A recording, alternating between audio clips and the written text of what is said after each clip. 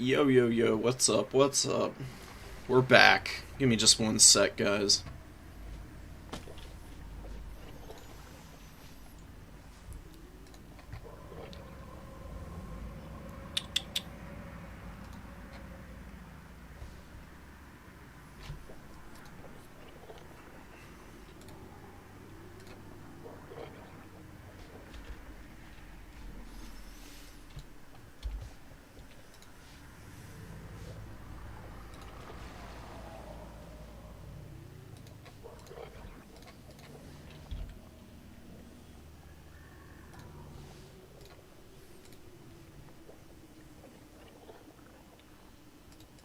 Hello. Okay, there we go.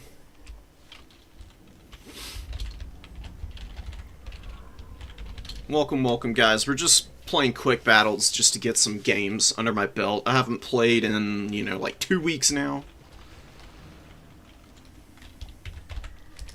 And I've missed a lot of stuff. DLC released, it was kind of buggy.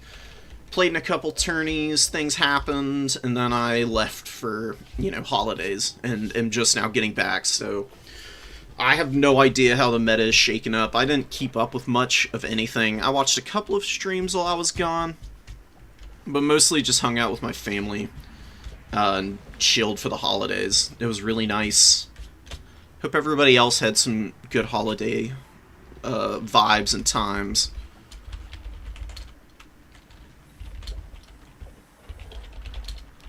So, anyways, I'm doing quick battles just to get back into the swing of things. We'll see how it goes, because, I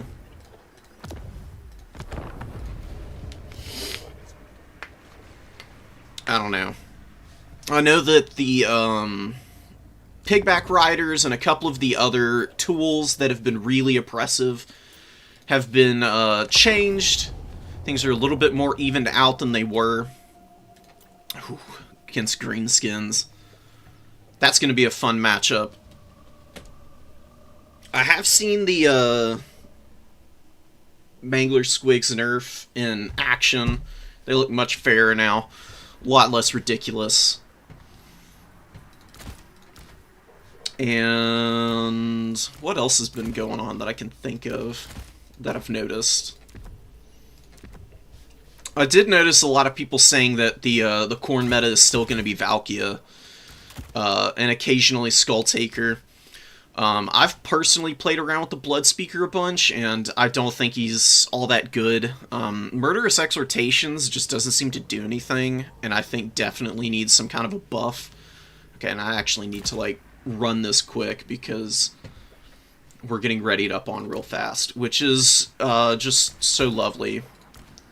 Very honest to God, typical experience for ladder. What else do I want? I do like having a, actually, you know what? We're gonna go super heavy metal. We'll bring a, Skull Crusher. Khorne Gores are great. They got a little bit of a cost increase. I need a couple of these guys. And, anything else I want to mix in here. We could go super heavy on mobility, which I actually don't hate, bringing a Chaos Knight and a Skull Crusher.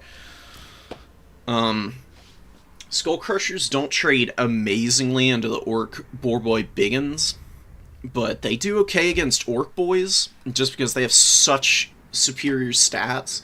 They actually kind of flatten into them. And Skull Crushers, before I left, with the speed buff, actually seemed to be a little bit better. Just that on its own has improved them. And then with the fact that there was also the bug to monstrous cavalry strength and stuff, I'm curious to see how much better they may or may not be. I don't know how much they were being affected by it, but I've seen new Blood Beasts be pretty ridiculous. So if there's any kind of power spike in terms of capability on the Skull Crusher's part, that would be awesome, because Khorne has long needed them to fill a nice little niche role, because they're pretty decent in a lot of matchups. I mean, they're super heavily armored and have shields that should, in theory, be, you know, a unit that's worth bringing, especially in matchups like against greenskins, where you're probably going to be seeing lots of, like, foot-based archers. And then the Skull Crushers, they can at least move in and take a fight, you know, maybe being in the area where they're going to get shot at by missiles and not get obliterated like Minotaurs do. So the difference between 70 armor on the Minotaurs and the 130 on the Skull Crushers is pretty significant. Armor does a lot to mitigate, you know, like archer damage. He's got a big-ass army, too. Oh, man. Okay. I did go pretty elite. I brought Arball. Arball I've played around with a little bit. We'll see how he does here. We're just going to go ahead and run in. I need to take fire at will off, or my Skull Cannon's going to fire all its ammo and not hit a damn thing. That's how it goes, you know, about 90% of the time with these things. They either hit all their shots or they don't hit anything, and then you cry because they don't value trade well in melee. Gorbad, not super surprising. One biggin, Squig Herd, lots of goblins. Lots of farming opportunities for kills here. This is not 16 units that I see here. It does have Rugloods, so that's probably going to be the Skull Cannon target to open here. And we'll find something for Arball to do. Arball doesn't have a shield. I'm actually going to sit him in the trees here for a moment. We need to get an idea of what else this guy's got here. He's got some Black Orcs moving up in the trees. More Squig Herd. Nice little mix of a variety of units. He's going to get Rugloods into the trees there, so we should definitely shoot those guys while we got the chance. God, I love Skull Cannons. Just great unit. Does great damage, always and forever. We're gonna chill here.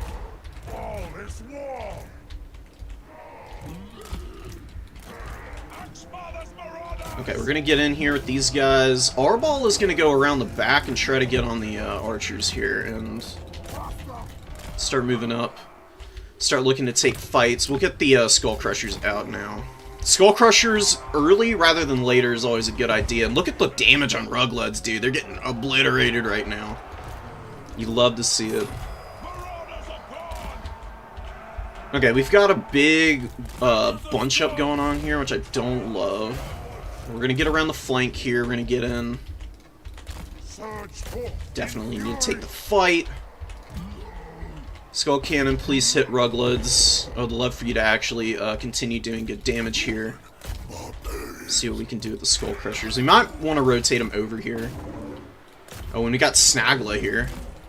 Let's go see if we can kill Snagla. Actually being able to catch him would be pretty nice. Stay here. He got a really nice net on me. We'll get a Flesh Hound out to go take those guys on. And we need to get in here the second we can. Collapsing, doing a lot of damage. I'm gonna need my, here we go. I'm gonna need the Wrathmongers to really start to do some serious work here. We're kind of winning out on this flank. Why are the Blood Beasts not responding? Just not doing anything there. Alright, Skull Crushers are in, and they're wrecking the Orc Biggins here. Oh my goodness. We're gonna just pop this here to get our forces nice and sauced, so they can keep doing some good damage. We're going to get over here. I'll actually sit and fight these Orc boys. We're going to just keep bouncing the Goblin Archers and stuff, and we need to get some Furies out. I think I do need a little bit of support here. Infantry have not done too hot, but we've got a very healthy Skull Cannon here, which my opponent is actually trying to respond to, it looks like. Snagla, at the very least, is coming over here. Wrathmongers are on top of old Gorbad there, and he's going to get absolutely obliterated. We've got a little bit of a fight going on. We're going to get over here now with our boys. Try and get on top of the big nasties. We'll try and shoot up these Black Orcs. Skull Cannon, don't hit that tree. Oh, it hit something else. No. It's devastating. Did a good job of actually getting my blood beasts caught up on the spears here. I need to get these guys off the spears or they're just gonna die. We've got flesh hounds, we've got these guys. We killed Snagla, which is amazing. Snagla dying is super good for us. And blood beasts just need to keep being annoying, and we're gonna keep chasing down ruglets here. Furies should be able to kill the whatchamacallits, the goblins here. We don't even need to worry about that there. That's just not even a fight that's worth worrying about for me. We can't hit these damn black orcs. So what's-his-face is real beat up now. Gorbad? Gorbad is struggling. He is not having a good time. We'll get another Fury out. We just need mobility. As much mobility as possible. Let's get away from the orc boys. Archers are doing a lot of damage to me. But I think I actually win this here because the Skull Crushers are in on top of our boy there. I'm actually going to use this here just to keep these Furies around for a little bit longer.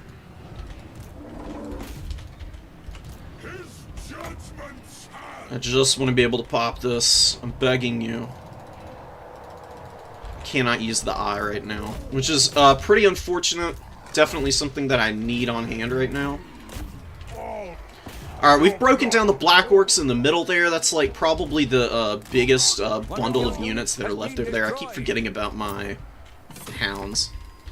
But that's okay, because they're just chasing, they're just leaving an orc boy to run after them kind of fruitlessly. Let's go run over this guy. And we're kind of cleaning up now. Arbol is surrounded, which is not great. And they are spears. We can go get those goblin archers in the woods there, and we're gonna come and punish this blob here. Alright, Skull Cannon can get free. It's got a shit ton of ammo, so let's actually shoot into the blob. Skull Cannons are great at punishing blobs because of the vortex, obviously. We'll get a big rear charge here. Still on cooldown there, which is unfortunate, but we're kind of killing the Night Goblin Shaman also. We can push there, I guess. We'll hang out here. A little bit of a second wave to maybe deal with this stuff. I thought Gorbad died, but apparently not. My opponent did a very good job of preserving him.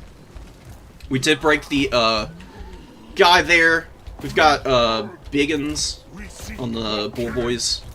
They're coming in. And I don't want to have to deal with them in a disadvantageous position. The spawner actually doing some good damage. We routed these guys. We need to get away. I don't really want to lose momentum there. We're just going to keep fighting over here with these hounds and stuff. They're biding time for the Chaos Knights to come out. I think a Chaos Knight summon should be able to get me a fat amount of damage. I'm going to pop this. Let's just win this fight. Now let's close this fight out. I don't know how the Broken Tusk mob slipped past me there. But Sword did some pretty good damage there for sure. You love to see that. We got the Knights coming. Well, we're kind of winning over there anyways. He didn't have a whole lot of units that could really hold up there. Savage Orcs coming. Let's trundle the Skull Cannon away. Skull Cannons are so fun, dude. They, whoops. They just do so many cool things. I'm just gonna do this. We're gonna try and drag the Boar Boys into my unit there.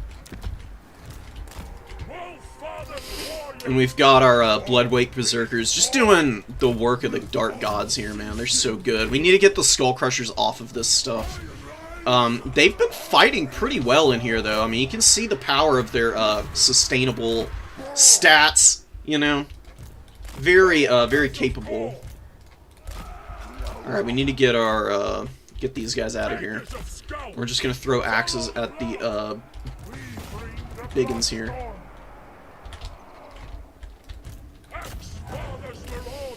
Alright, he's kind of taking this again. We're gonna wait for a, Bloodletter summon.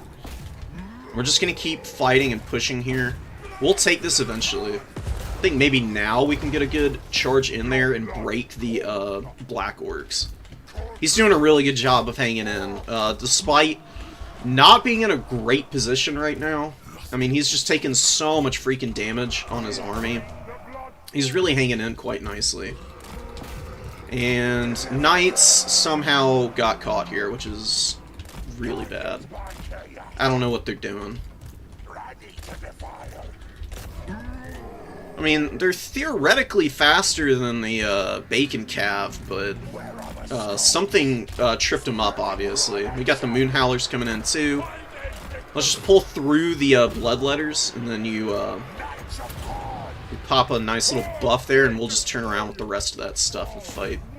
And the Bloodwake Berserkers, they just go for days, dude. They can be tattered as hell, and they're still going to be able to get out there and do good damage. And we'll go finish off Night Goblin Shaman now. And the Skull Crusher's going to pull back, and they're going to get over here. We're actually going to come over here. We're chasing these guys down. Get those. I think I get the Flesh Hounds out. We're winning this fight now. The Bloodletters. Bloodletters are actually really good against Boarboy Biggins, just because of the AP on their attacks. Oops, missed the charge.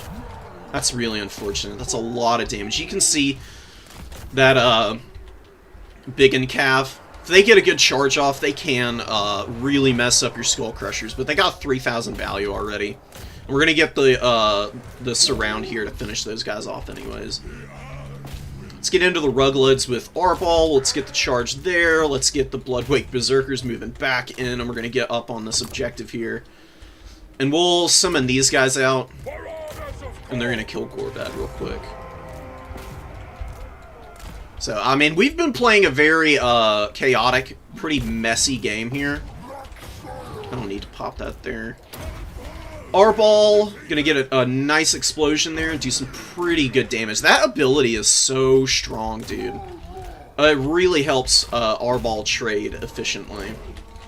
Because otherwise he can struggle at times. So, Chaos Knights have not done great, but they've done a little, and we did kill Gorbad, which is awesome.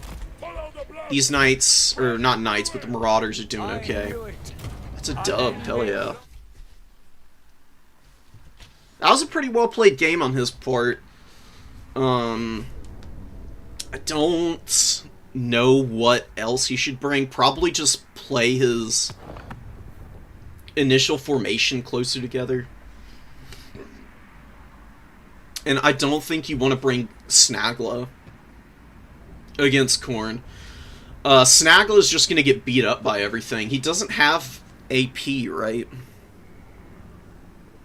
God, look at these Bloodletters. 270 kills on these guys. I think they did come out the 2 times. But they did really well the first go-around, and the second was pretty nice. Skull Cannon didn't pay for itself. It did good damage early to the Rugleds, which helped me clean those guys up in the mid-game. But I do think I probably need to micro it a little bit better than I was. Arball was fine. I think he's okay. And the Khorngors came out and were just annoying for my opponent to have to play around against. Because you can't really charge these Khorngors down. They trade decently in an infantry fight, as long as they've got the Frenzy and the Primal Fury up.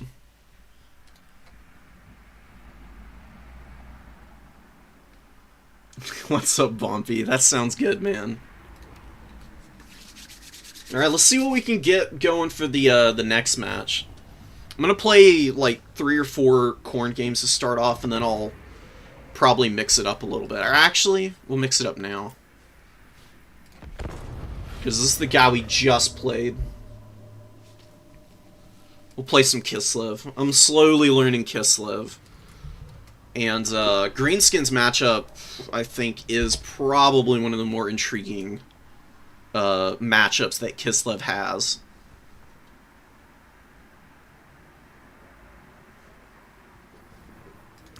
Oh shit.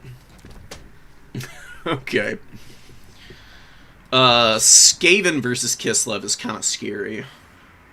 I don't really love the Guardian Call. Frost Shield here might not be bad.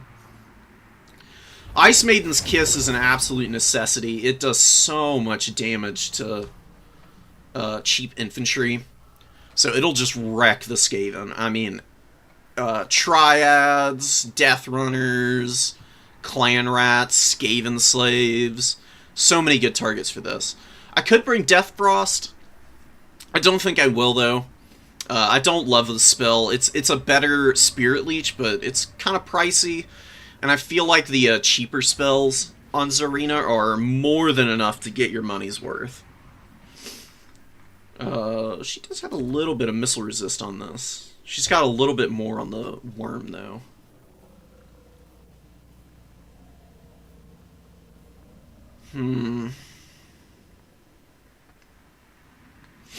We'll go on the worm. Got a Patriarch on standby. Tor's Battle Hymn is pretty okay. Not super relevant, though. What do we bring here? I do like a Juicy Kossar line. A single Ice Guard with the swords will be interesting. A little bit of skirmish in the early game. Maybe just bring a bunch of Kossars with spears. What do we bring in reserve? Maybe one Zarguard, couple of those guys. Winged Lancers should also be pretty good here.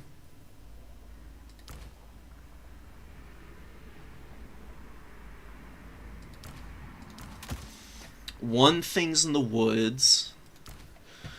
Boydnall's Brawlers. You know what? I really love this unit. They just do so much freaking damage. You can stack Suppressed and Ice Sheet. And then I believe Frostbites also apply over the top of all of that. You can take stuff down to literally like 0 speed and just absolutely have your way with the enemy in the right circumstance.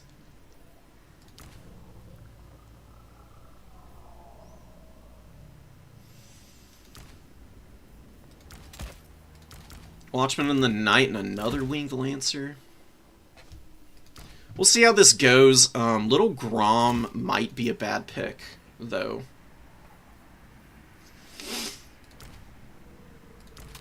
But you know what? Maybe we should... No, because weapon teams are always a thing. Little Grom should be able to do some good damage against weapon teams. That's what I'm going to try and go for here with it, I guess. And it's, you know, it's a little bit of a live and learn. You gotta play the matchup personally before you can really figure stuff out. You know, because watching people play matchups is one thing, but actually getting in there and seeing for yourself what does and doesn't work, or what can work but takes a long time to get its value back, is always a good idea. Don't just take other people's word for it. Even if it means that you don't always end up bringing the optimal army in pieces.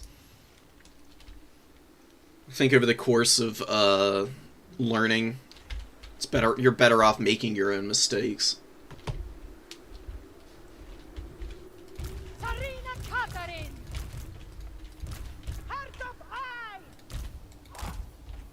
These guys don't have the spears, so they'll sit back. He brought a decently large army again. Probably want to be a little spread out with these guys. Because who knows what kind of artillery he might be facing down. We'll keep Little Grom here for the moment. I'll take him off fire at will. We're gonna spread out a little bit and protect the... Or just have a goofy little formation like this, I think.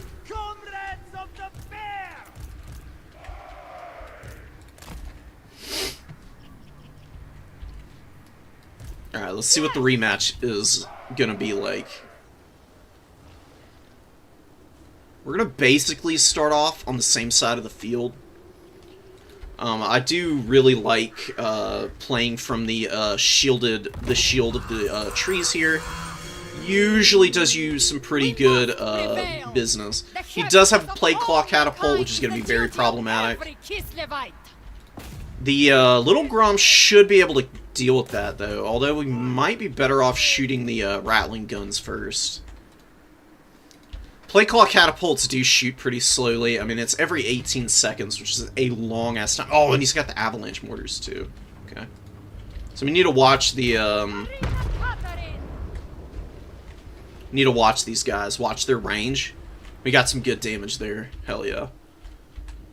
We in range? Yeah, let's start shooting at the Packmaster here. Let's go see if we can get some damage on the Packmaster. Working down the Packmaster is going to be pretty nice if we can, but it doesn't look like it's going to happen. Dodge. Nah, not really. I just kind of walked into that one. We'll stay out of range of those guys. We're going to just pull back a little bit. We got Skaven Slaves coming in. Start getting as many Winged Lancers out on the field as possible. And we're just going to get rushed here, it looks like. Oh, and Ice Guard need to get back a little bit. Oh, yeah. Ice Maiden's Kiss for the damage here. Let's see if my opponent notices in time. He's not moving out just yet. I missed most of it, unfortunately. Let's get over here and help these guys out. What do we want to bring in? Boydnov's Brawler's actually probably a pretty good choice here. We broke this down pretty nicely. We're going to get the Winged Lancers moving across over here. The Horse Archers are actually going to go over there too. What was I going to bring? Oh yeah, Boydnov's. Because this is exactly why we're going to bring the Boydnov's Brawlers over here. Alright. We're going to start stacking slows on this guy, and you're going to watch him get absolutely obliterated here. Let's make sure we don't shoot up. Poor old boy there. Come on. Kill him! Kill the Packmaster, please! Oh, nice summon. I think it was a summon. Yeah, it was. Oh my god, the avalanche mortars are destroying my army right now. So let's do something about that, and let's just pull it back. We'll consolidate a little bit. The trades started off pretty nice for me. Well, when we killed the, just shattered the Packmaster. That's why Boydnovs are so good, man. They do disgusting amounts of damage. I'm gonna pull back here, we'll skirmish for a little bit, we'll try and persevere through the worst of this. And I don't know what's going on with these Kossars. I don't know how the hell they managed to wander into that position there. Little Grom just needs to keep killing those guys. We might be able to get his lore here, even. Boydnovs are kind of stuck up over here. Let's get a Zargard out.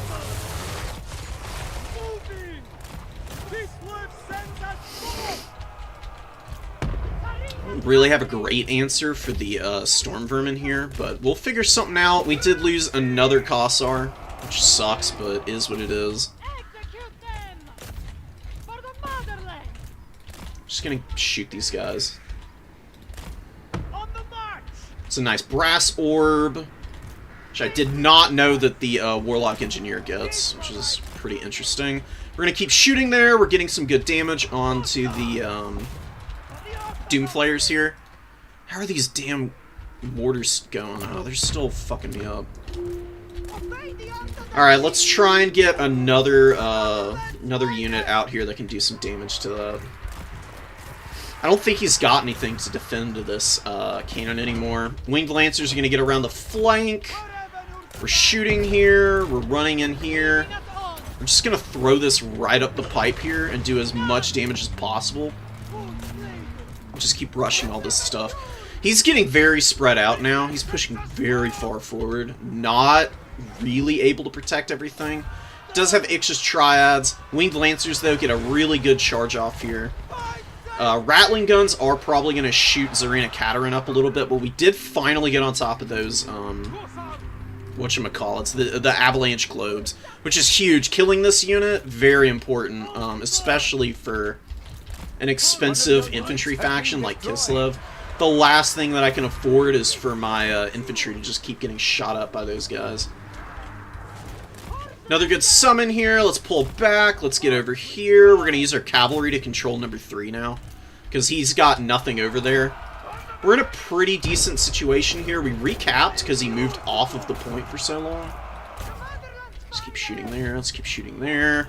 Cossars can move up, and they're going to shoot at the Rattling guns. We're going to shoot the Rattling guns here.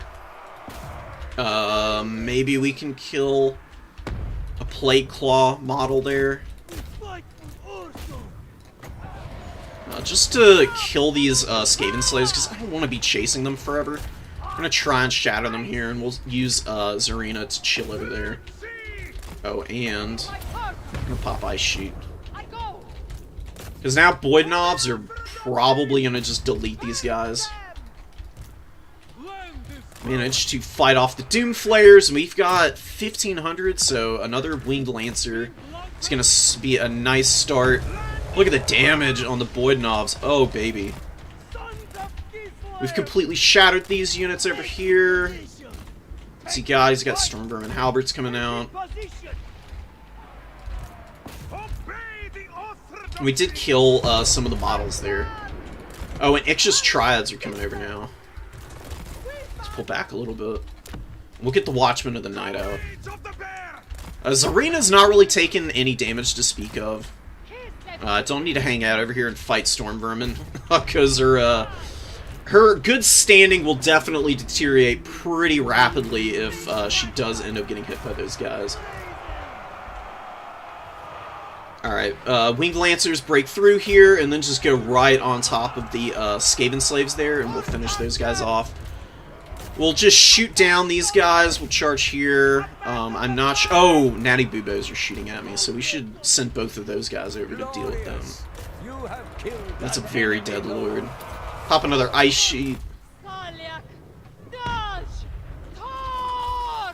We actually killed all the Plague Claw models.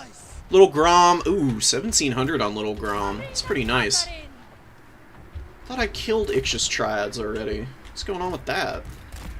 Or was this just a regular Eshin Triad? I actually have no idea. Whatever. We'll just pull back and we'll consolidate.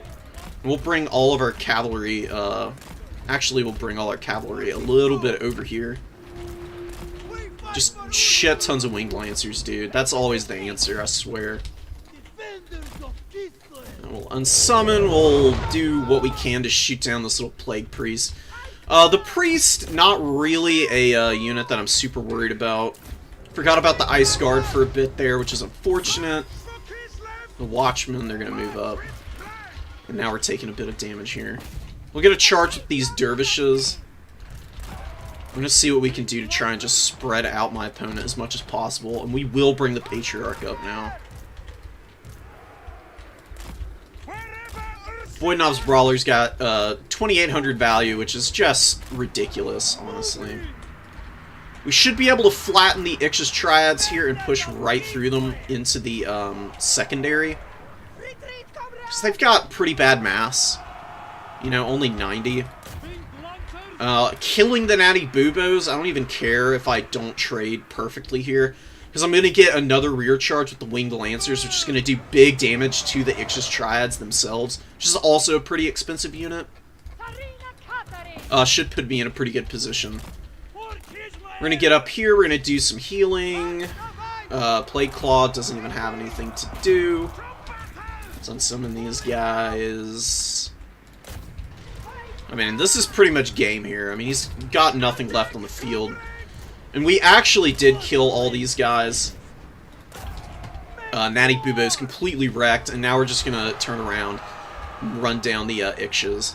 Winged Lancers, man, they're nasty. Nasty business. They just hit so freaking hard on the charge. Any faction with light armor, I think, needs to be prepared for a Winged Lancer Corps. Or they're going to have a really bad day.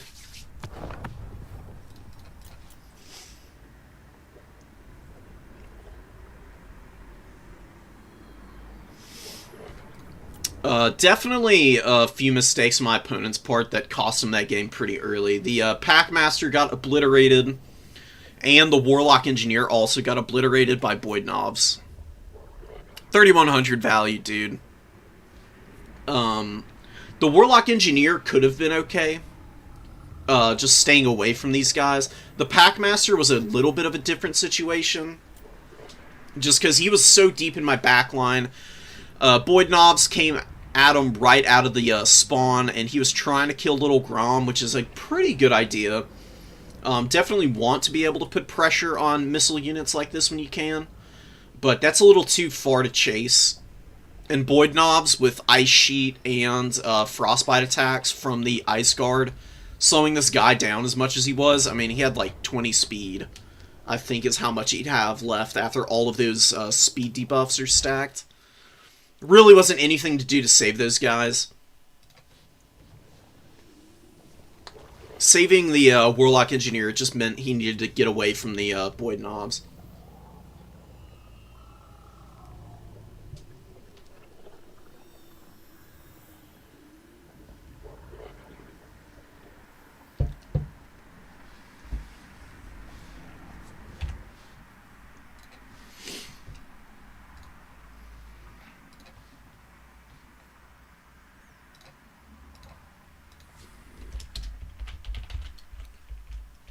How was everybody's holidays?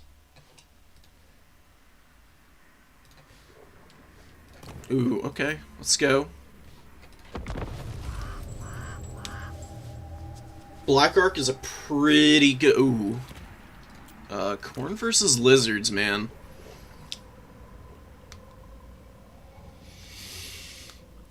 This is gonna be tricky. Because, the big ol' Shredder of Lustria is probably gonna be on the table. Maybe we play around with Scylla a little bit.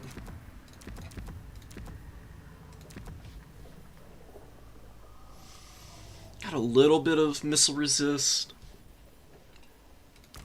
This is a very expensive hero core. I don't know, that's losing a lot of momentum bringing him in that late.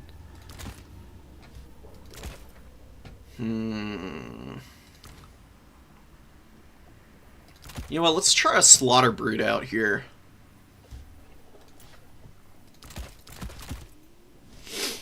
Because Slaughter Brutes are pretty freaking good at killing tons of infantry. It'd actually be pretty good against Saurus. If there's tons of skink javelins and stuff, it's going to take a bunch of damage, and that's not going to be great. It's got a little bit of missile resist and okay armor. Might be able to survive through the absolute worst of it.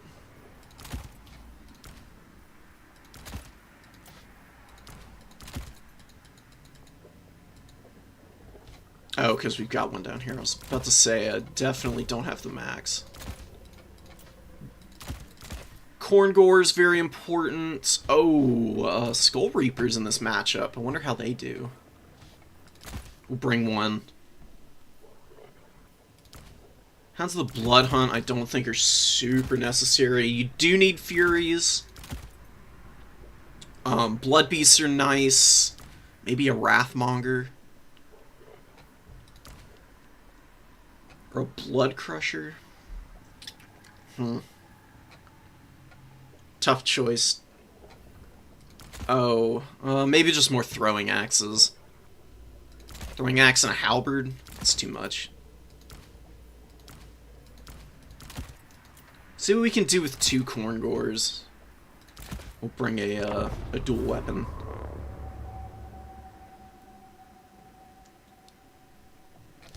This is not an optimal build.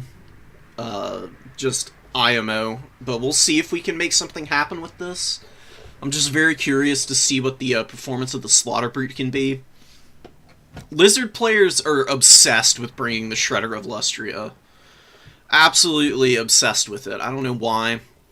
I mean, it's a fun unit, but I swear, like 80% of the matchups I've played against Lizards have been Shredder, Life Slam, Skinks. And then Coldwind Spear Riders in the back with Feral Cold Ones, maybe a Salamander Pack or a Razordon. Colossadon Hunters oftentimes. Just stuff like that. If my opponent brings something wacky and out of this world, I might be in a little bit of trouble.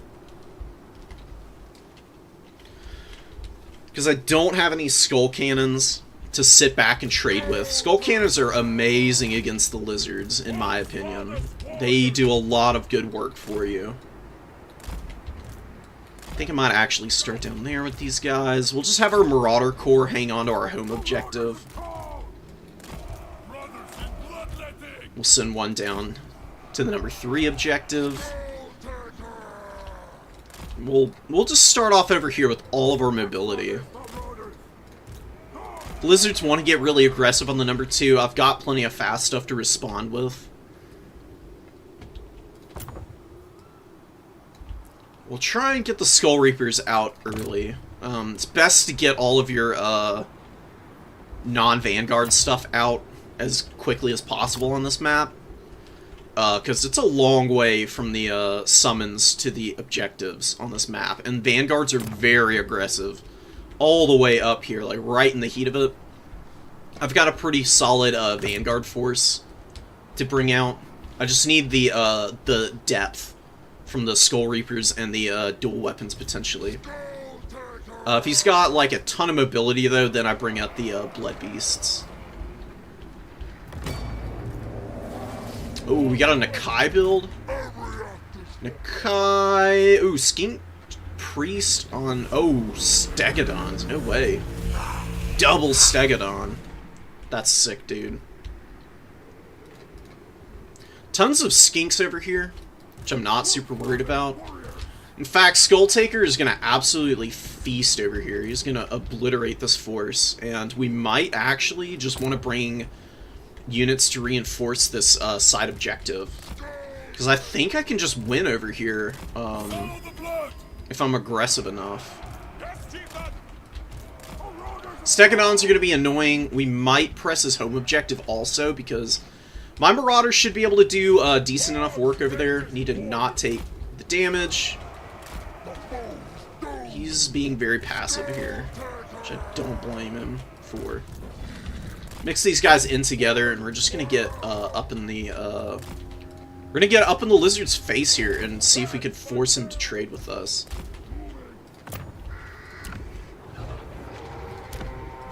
Let's do a little bit of this action here. Big damage. Oh my god, the Stegodons actually did some serious work there. Let's push through. Let's fight here. Oh my goodness. That's brutal damage on the poor guy. Come on, pull back, guys. Get these guys in here. We'll get the Furies over the top. And Feral Mana Core got summoned, which is very fascinating to see. I think we're just going to straight up win down there. He's probably not going to get too aggressive there. Skull Taker can take a beating. He is a really good toolless character, even on the throne. Which is pretty hilarious. We need to get those guys out of that position a little bit. And we do have the Ripperdactyls coming in. So let's get up. Let's get a rear charge there. Let's get the Fleshhounds across. Let's keep pulling this unit back, and we'll send these guys forward. Should be able to kill the cohort here, and we just don't want Skull Taker to die. Slaughter Brute doing good damage. Stay here and fight. Throwing axes. Come on, guys. Please respond to my orders. Begging. If my opponent wants to come fight Skull Taker now, he's going to have to sit on top of Corn Gores. We're going to try and push these guys in a little bit more. And we're going to rear charge here. Ripperdactyls are not good at going fisticuffs against Marauder Horsemen. Because Marauder Horsemen just do a ridiculous amount of damage, man. Good charges. Slaughter Brute is dying, but the Slaughter Brute is just a distraction more than anything. We got a ton of gold to spend. Which means I need to start pushing stuff up. I've just been trying to win this micro duel. That's kind of what we've got going on right now. Let's pull these guys back. Let's get the Fleshhounds back. Fleshhounds have done great. We're losing the Slaughter Brute. It's soaked up a shit ton of damage, but value trading is not going well for us at all. I'm not sure if that's really a bad thing, per se. He's not going to be able to kill Skull Taker, I don't think. And he's lost a ton of infantry here. We don't need to take that charge. I don't know what I'm doing there. We've got more Korngors moving up. He's very passive back here. Now he's advancing a little bit. Let's just chill here. He doesn't have anything to support those skinks. Skinks are going to be in a really bad position. Skull Taker is just going to keep rolling through here and being a complete bastard. That's just what he does best. Let's get the Fleshhounds back. Fleshhounds have done really nicely. They are very good, as you can see, at killing skinks. And they've done a pretty good job of keeping my units nice and juiced for the fights against the lizard infantrymen. Because normally, Saurus and everything just absolutely obliterate you. Now you've got Korngors, and Skull Taker buffs your Marauders up really nicely. They're pretty saucy when they've got that guy around. We're going to bring a Skull Reaper out to start maybe trying to clear up here. Although now that he's actually engaging me up here, maybe I don't want to go for that. I think we might be able to kill Nakai here.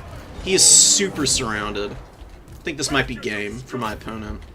He lost the Saurus Spears. He's got a Rev Crystal coming out, which is cute. We need to just make sure that we actually get the charges off. Marauders are going to take a bunch of damage, which sucks. Just get double Fury out. One Fury will go there, one Fury's going to go here. We're going to just take a bunch of damage on the way in, which is not great, but what are you going to do about it? Marauders of Khan! Khan's greatest warriors! Nakai is on death's bed. These Korngors need to stick in here and finish off this Rev Crystal. Everybody shoot the Rev Crystal, please. These Stegos have done pretty decently. Look, they've got an okay value, but the problem is that they're not doing enough to affect the frontline fighting. So my opponent's just continually losing more and more momentum with the infantry forces, which cannot... Like, you see the problems with Skinks here? Skinks are great at capping objectives. They have absolutely no holding power. They feed tons and tons of kills to Khorne. So as long as you don't lose the core of your army, and you can actually kill some of the high-value stuff and trade, like, even decently in the front line, you're going to get a ton of army abilities, and you can just trade for days against stuff like this. Yeah, that's going to be it, man. GG. I don't know. The ballistas are really cute, but I don't think they're all that good. It would have been really good if I had skull cannons, I guess. Maybe that's what he was teching into.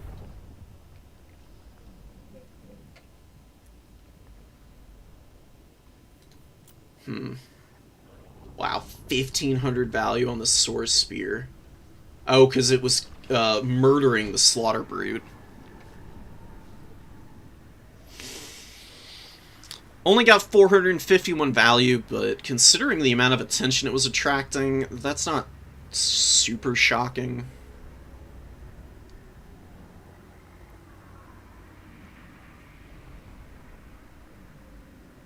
Yeah, just, like, okay to solid value on the rest of our army.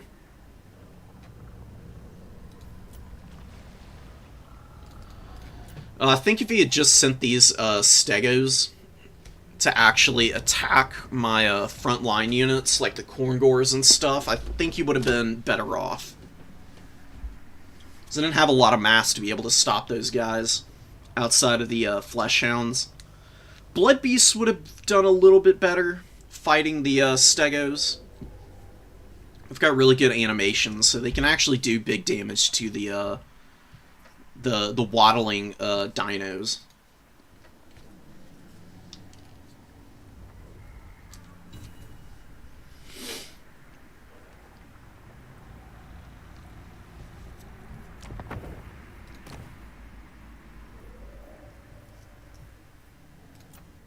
Let's try a little Warriors of Chaos out.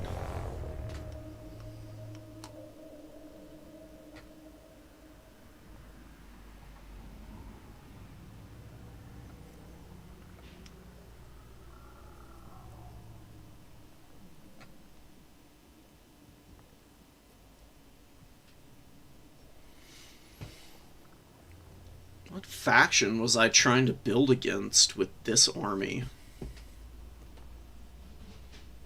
It's a baffling assortment of units, honestly. Skaven.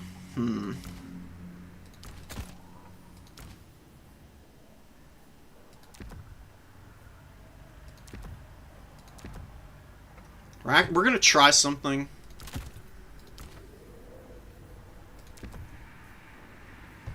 I've been thinking about this build, just bubbling around in my head. I'm very curious to see if it does anything, or if it's just actually as bad as I think it might be. Forsaken are pretty damn good against Skaven. Couple Hellstriders.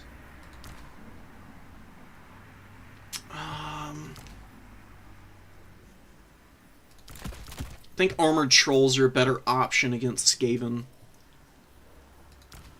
And the Knights of Immolation. Maybe a little too expensive in the opener. Maybe just as a just-in-case unit. So these guys have Searing Torrent, which does ridiculous amounts of damage to weapon teams. Then they can dive pretty nicely and just Alpha Strike stuff like that. We're on Gates of Ekrund. We should be able to make this work here.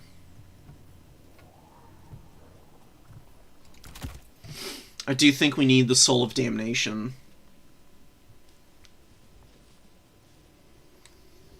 Again, if you've got the sauce in the matchup to bring like an artillery piece that can kill weapon teams, you kind of need to do it.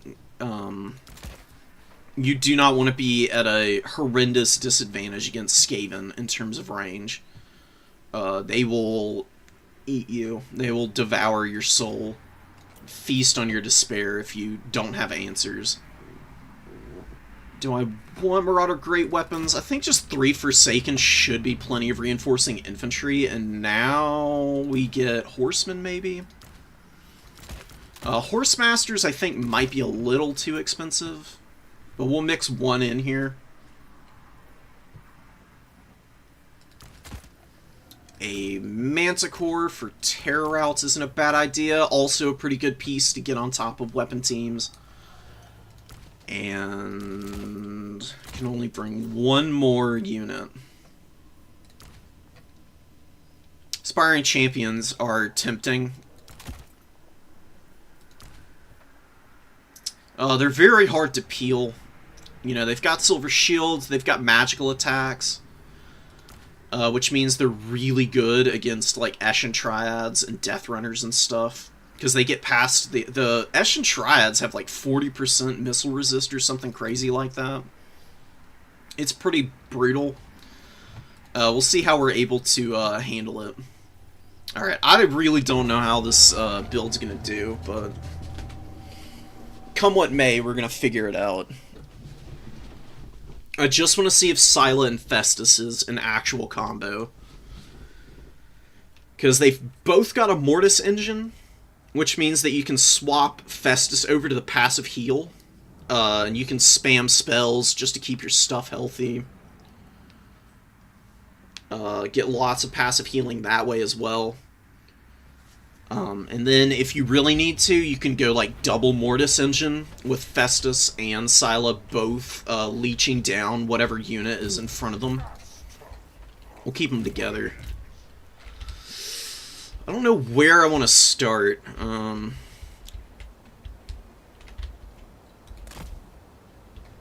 It's gonna take forever to reposition this thing on this map. This is the one drawback of the Soul of Damnation here.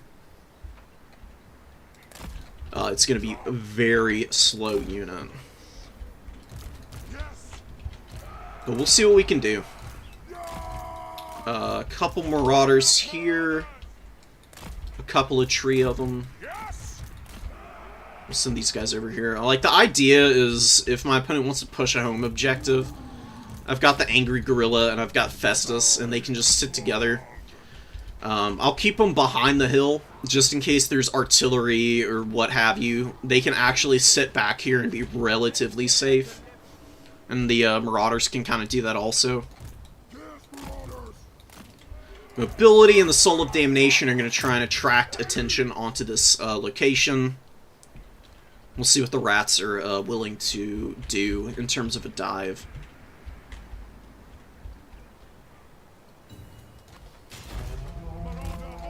Alright, he deployed his whole army over here, it looks like. Most of his army. I think there's a big skirmish corps out here. Like, money bet for me. We'll get up on the point here. Either that or the skirmishers are hanging around out here. We just need to keep an eye on our horsemen. Does have the Ruin Seer. He's got the Dreaded 13th and Warp Lightning. We've capped the objective. Oh, there they are. Storm Vermin. Tons of Storm Vermin. Holy crap. And yeah, there they are. That's the Gutter Runner Corps I was expecting. Good little shot. Got me some damage there. We're going to pull back and over. And we're going to actually push... We have a victory point. Keep it from the foe. I'm really not worried about anything here. Like, he doesn't have any missiles, which is kind of baffling. All he's got are the Gutter Runners. He's probably going to try and sneak up over here. I think we bring the Knights of Immolation out, and they just sweep for enemies. That might be the best thing to do. Because the Gutter Runners, there's a nice big opening here. I wouldn't be surprised if they're pushing up right now onto the Hell Cannon. Alright. Let's try and get this fight as much off of the objective as possible. Let's see what damage we can do. Let's keep these guys here. We'll bring out a Forsaken over here also. And actually, you know what? I think maybe we need to just send these guys over. Yeah, there's the Gutter Runners. Let's push up. Alright, Scylla, get in here. Let's start leeching all this stuff down. We're going to actually swap over to the Mortis. I think the damage is going to be a little bit more important. We're just going to get the fattest stream of corruption right here. Oh my god. That spell is so gross. It just does so much freaking damage. We might be able to even beat up on the big boy there. What's going on here? Gutter Runners. Are there Eshin Triads mixed in here? Nah, we're just wrecking them.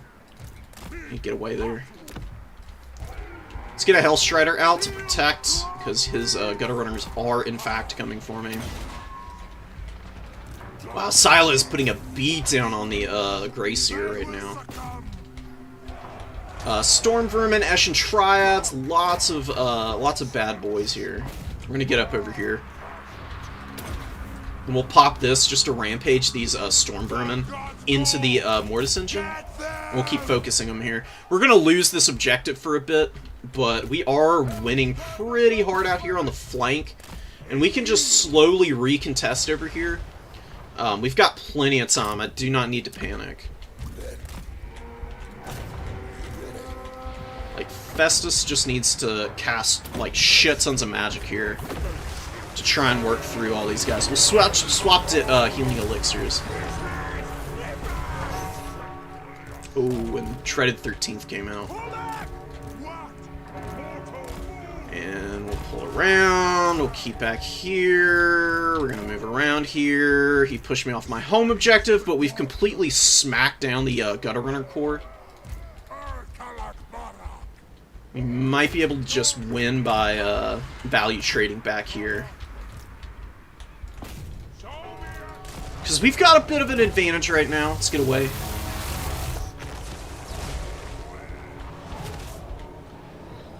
Oh, yeah. Oh, my God. Fat damage, dude.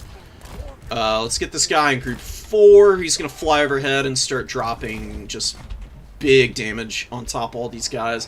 We'll get Aspiring Champs out. My opponent wants to rush in. and beat me up. Let's get back in range. I do want to reveal those guys.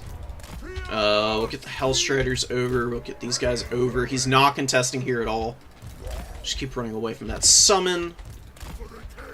Because I am very much going to need these dudes. Okay, shoot these guys now.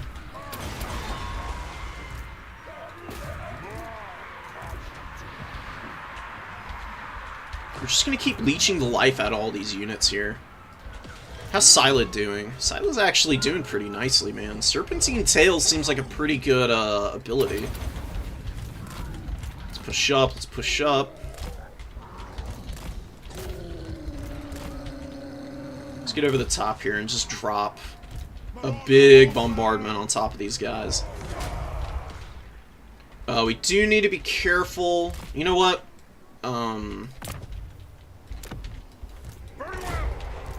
Hellstriders are gonna chill here. We need to protect that Hell Cannon. Like, no matter what, that's the last thing that I can afford is losing that thing.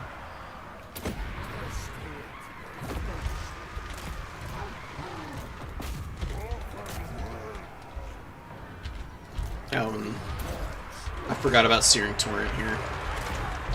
A little bit of damage, nothing crazy. We're gonna bring in a Forsaken. It's going to move up through the trees. We need to get the actual armored troll moving forward and get these guys out of combat. So they just ran directly into the Skaven here. Scylla needs to loop out of this combat. It's not a good spot for him. I'm just getting swamped in bodies right now, man. Oh my goodness. We're still value trading okay, but I really need to start killing the Skaven. I don't know what's going on with that thing. I'm flubbing the micro a little bit here. I think I just need to be more aggressive with recontesting this objective, because I don't want to get into a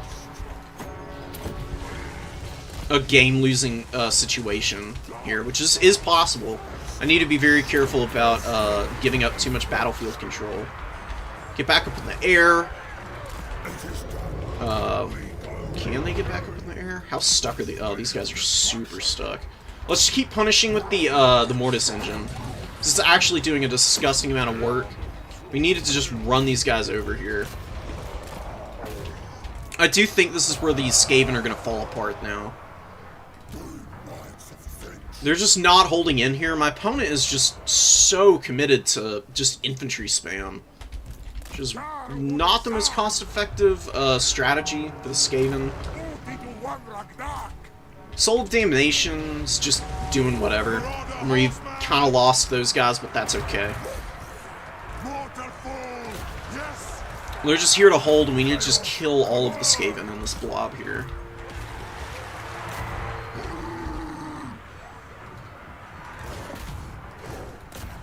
Festus, you're doing great. We'll pop this here. Well, since Scylla to try and kill the Grayseer, if we can get on top of the Grayseer, that's going to be amazing. It's going to be big, big, big, juicy value. Healing elixirs, not a bad idea. Just keep fighting in here. Oh, there are Eshin Triads. Oh my god. That's terrible. Terrible news for me. Another troll. What have we got going on over there? Hanging on to this. Hell Cannon needs to get free. Go beat these guys up. It's doing damage to the knights. I don't think anything is. They just haven't regen their shields yet. Which they surely will at some point here.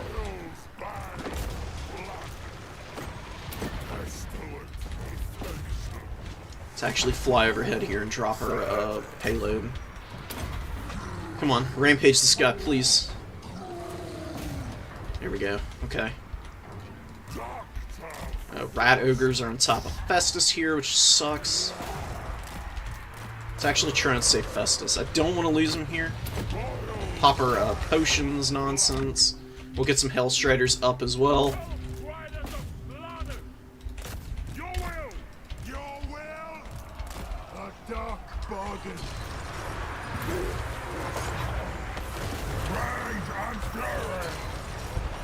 Should be able to bomb these guys now.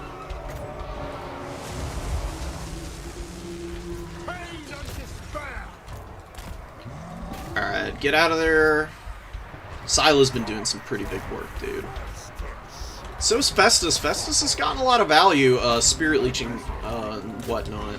We might need to play for a triple cap. I mean, this is looking pretty good for us, but we've got to kill his lord, and we've got to finish off his push here. Still haven't capped this objective, which is really brutal. We're getting a little bit of friendly fire going on our own dudes, but I think it's worth it to kill the poison wind globes. Globes do so much damage, you really can't afford to let them shoot. He finally snuck through here. So we're just gonna do this. Got some rallying stuff. Let's summon. What are these guys? They're marauders.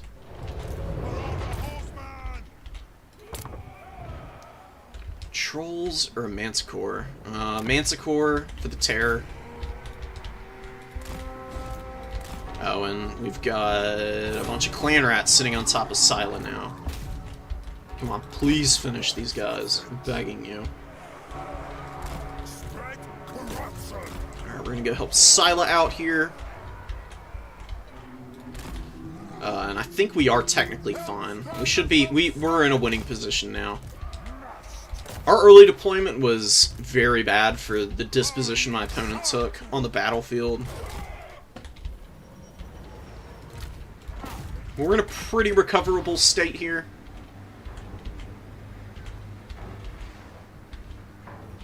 Torrent is just going to be free damage because he's so clumped up here. Oh my god.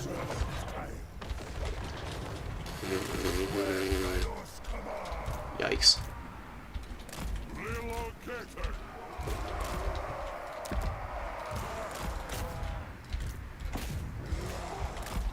Let's just keep the Hellstriders back a little bit here. We can take a pretty narrow fight.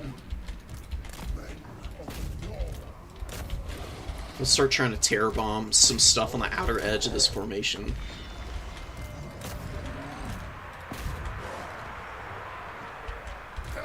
They're just Skaven slaves, but I think it's worth going after them. Get this guy shooting. We'll kill for corn here.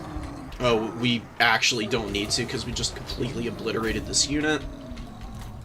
Chase these guys down with the Hellstriders.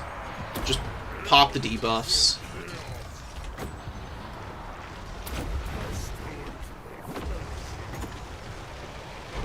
Wait just a couple of seconds before popping this. I mean, he doesn't have anything that's going to do any damage to me, except these Eschens.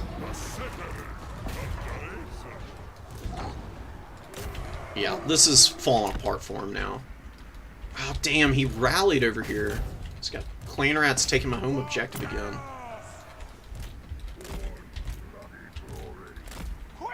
Got all this stuff over here over-responding. We've got some guys over here now. Rat ogres, no less.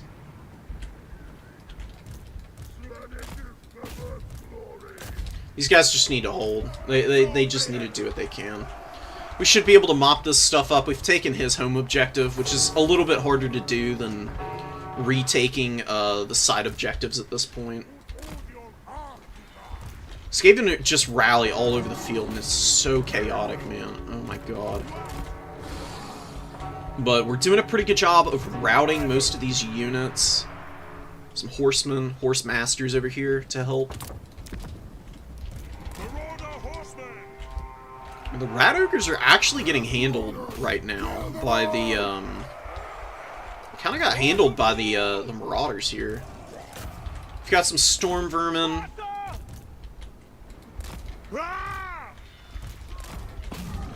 Alright, and I mean, this match kind of came down to just who could outmuscle who. Warriors of Chaos are a little bit better at it than the Skaven. He's done a good job of keeping the Ruin Seer alive, which is nice. The dark gods command me. What's going on here? We've retaken, not quite. We'll just get on top of the hill here. Just keep some stuff around the cannon.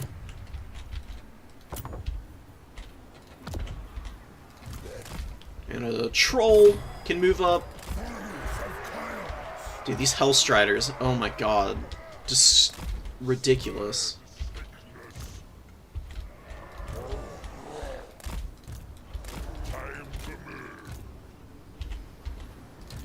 Festus and Scylla both getting 2,000 value, and Knight's Immolation doing crazy work too. This comes with a lot of caveats. This is not a Skaven build that I expect many people to be bringing with any kind of regularity. Let's get the Ashen Triads away from our trolls here. We'll go finish the Lord. Finish these guys first. Now we'll get back and engage. It's a really nice Scorch. Scorch has been doing a lot of damage, man. It's kind of crazy, actually. It's really good against lightly armored infantry, which you're going to run into oftentimes in droves, just because you don't want to go very elite against Skaven. Maybe that's what my opponent was counting on, was just being able to bring so many sword and shield vermin that he just eventually overwhelms me by sheer weight of numbers. This is a very Unga Bunga Skaven build, which is definitely a thing. Not something that I've seen before. We'll kill for Corn. Cannon, kind of getting a little bit of damage in here. The Rampage ability actually seems to do a ton of damage. Like, way more than I was expecting.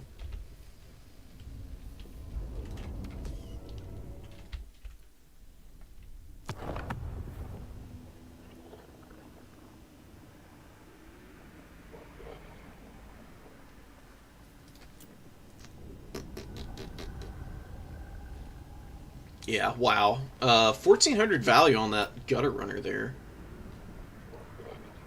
Death Globes, I don't know, man. I don't love Death Globe Bombardiers. They're really expensive, and the Poison Wind Globadiers seem to do just as much damage. And having the damage over time is also really nice. Plus the actual poison effect that the Poison Wind Globes have. Let me check that real quick. Yeah, these guys don't have any additional effects. Although these guys don't have poison. I could have sworn they did, but I knew they had the Poisoned Wind, but okay, cool. It's interesting.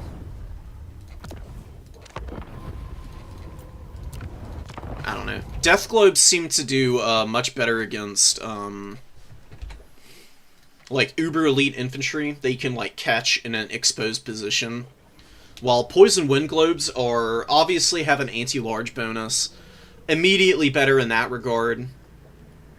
Damage over time is pretty strong. I think it lasts for, like, 8 to 10 seconds. 12 to 25 HP also.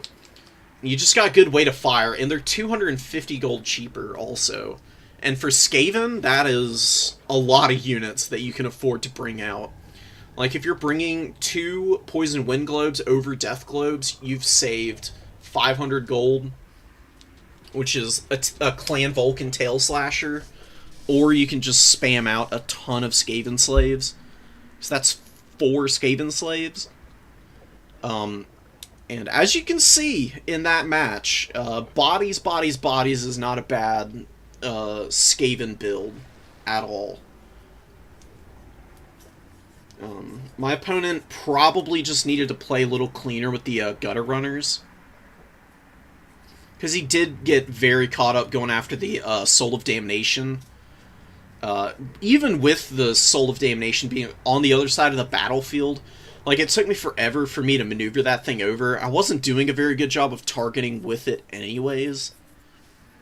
I think if he had just pulled his Gutter Runners around and supported his main push onto my home objective, he would have been a little bit better off. Either that or leaving the Gutter Runners out on the flank to skirmish my marauders. Because he could play in and out of the trees and try and avoid the worst of the Hell Cannon damage.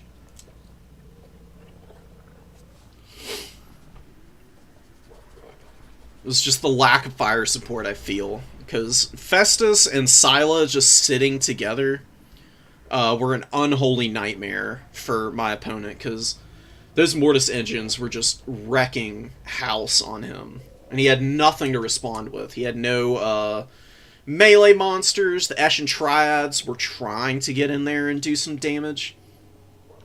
But I think they were kind of getting stuck up on just the sheer weight of their own numbers.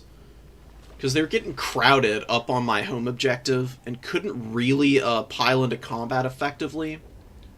So you gotta be very careful and aware of that.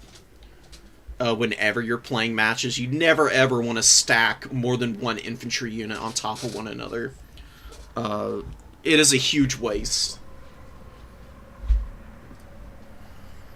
The only units that I think you want to be stacking on top of one another are Monstrous Infantry, either with Monstrous Infantry on top of Chaff, or on top of a Cavalry unit, just to give Cav a little bit of extra oomph against anything they might be fighting that they can't already handle. Warhounds on top of Monstrous Infantry. That's pretty much the only things you really want to be stacking. And then SEs. SEs also want to sit on top of other units that can do a job they're not suited for.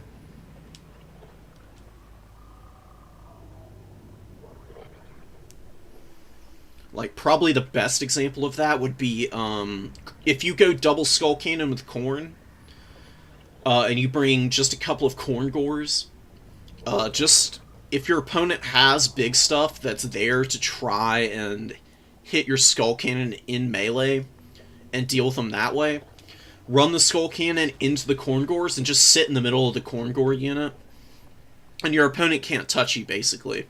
Then the Skull Cannons can just sit in the formation, fire over the head of the Khorne Gores, kill whatever infantry your opponent might be trying to push up to counter your halberds, and profit. Just laugh all the way to the bank, and then when Chaff gets up to try and deal with the Khorne Gores, the Skull Cannons can go into melee, support the Khorne Gores a little bit, recharge some ammo, get a little bit of HP back, all the goodies that make Skull Cannons so powerful. That's probably one of the better, like, 1-2 SE infantry unit combos in the game.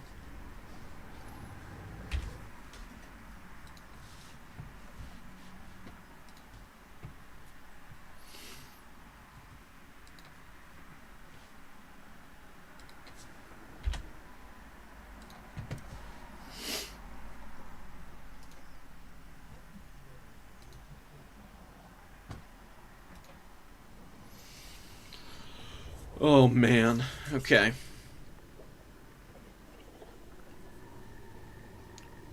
What time is it? You know what? I need to check on that. Alright, 3:18. I'll probably do a couple more matches, and then I was actually thinking of maybe doing, just going and talking about the Khorne DLC stuff. And just doing, like, a little tier list breakdown of how I feel about it. I've played around with it a fair amount. I'm gonna play a few matches with Khorne.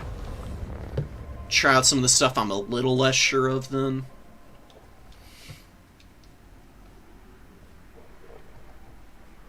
Because I feel like some of the units that Khorne got are just wildly over-tuned in comparison with others. Not to say that they're OP. The only one that I think is OP is the Hellforged Bellowers. This unit is just silly. I don't know what they were thinking, releasing it like this. It does not need the armor-piercing vortex damage. That was a silly choice. It was a very silly decision. I like the Hellforged Bellower as a unit. I think it should keep its main missile profile, where it, is kind of like a shotgun or a gaze in a gash type cannon. because it's really good at countering aerial units, which is especially aerial ranged units, which is something that Khorne has just straight up lost to, just because you have no answers because of aerial combat jank. So I do like it for that. I just don't think it should be as good against infantry as it is. The fact that it just can two-shot infantry units, very unfun for everybody involved. That's just a little bit too strong. Just take the vortexes away from it, and it would still be decent against infantry, but then it would be more suited to being a tech piece, which is what I think it should be. And I think people should be, more reliant on regular skull cannons as the generalist tool. That's just my opinion on the unit. As it stands now, it's kind of like the Thunder Tusk in a lot of ways. It's not as good as a Thunder Tusk, but does occupy like a similar role in terms of the threat it poses at range.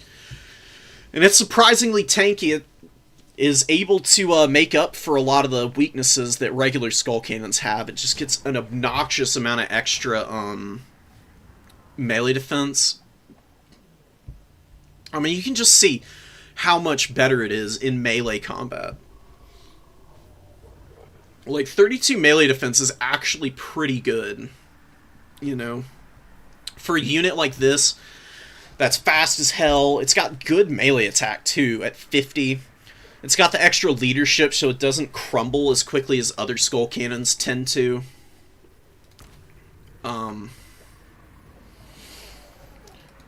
Just wild stuff. We're gonna bring Scar Bloodwrath, because I can, and I have no shame. I need to try him out. And against Vampire Coast, probably not the worst matchup for him to occupy space in.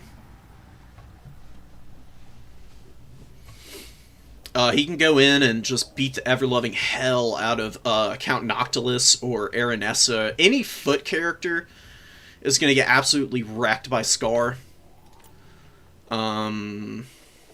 Good bonus versus infantry. He can just sit in the middle of zombies all day, I guess. That's not the best place for him, but he could do that. What else do I need?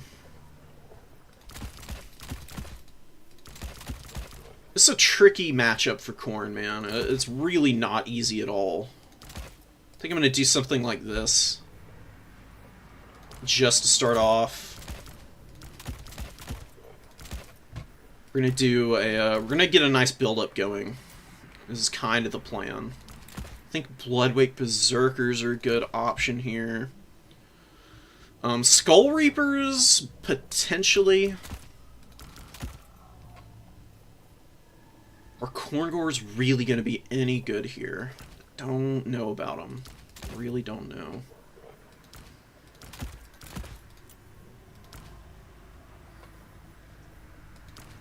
Another great weapon Mino, maybe?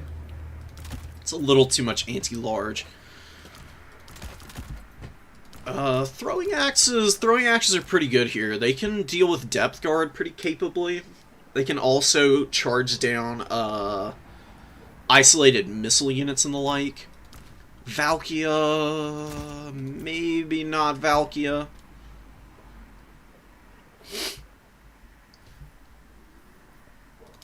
Yeah, we'll bring Skulltaker. See how he can hold up.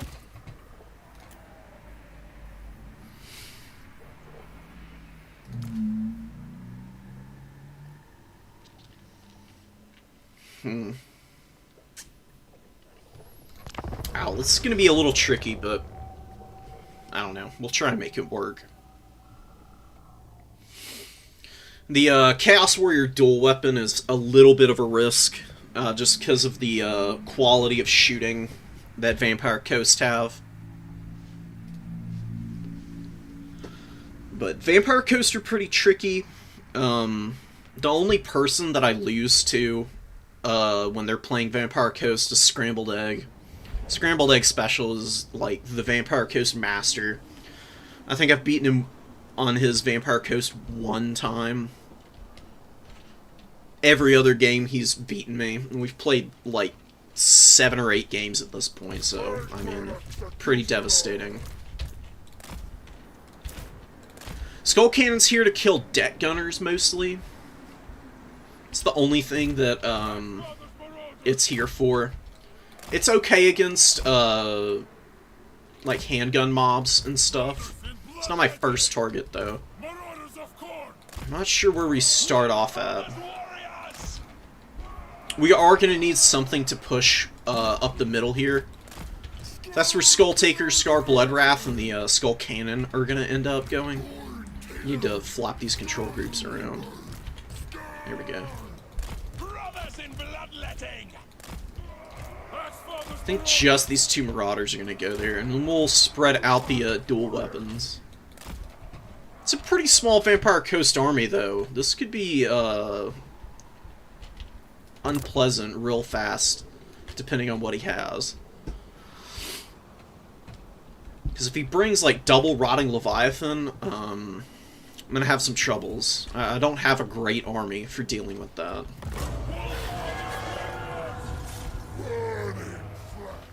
Terrorgeist, hand cannons. Does have carronades. Oh man, okay. Carronades I don't love seeing. They're gonna be kind of annoying. Get out of here. We'll send Skull Taker the same way also. Are the carronades in range? No.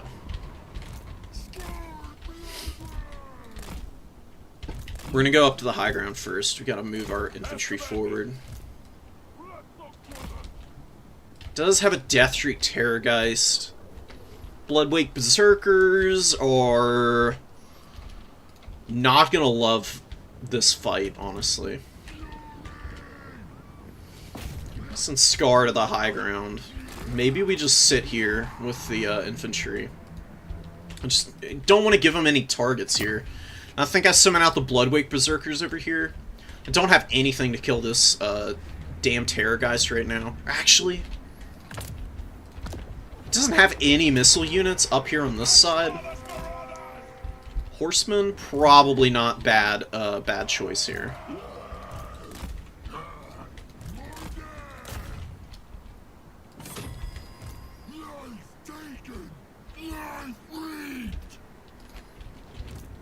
It's a good bit of damage. We need to get these guys in their control group. We just want to keep that thing honest. I don't need to push it very hard right now. We're going to stay out of the middle. I have absolutely zero interest in that right now.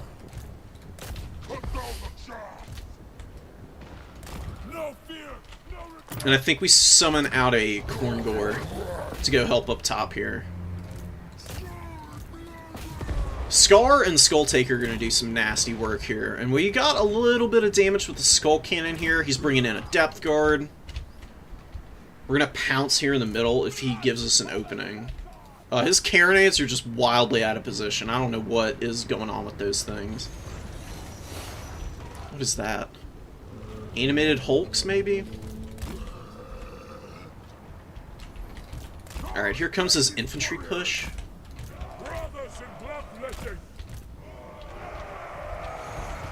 Yeah, Scar and Skull Taker should be able to do more than enough damage to kill those guys there. Animated Hulks are moving up. Wildly out of position. I'm gonna send the Korngors to deal with these guys. We're gonna push up over here a little bit. We need to actually just get into combat with these guys.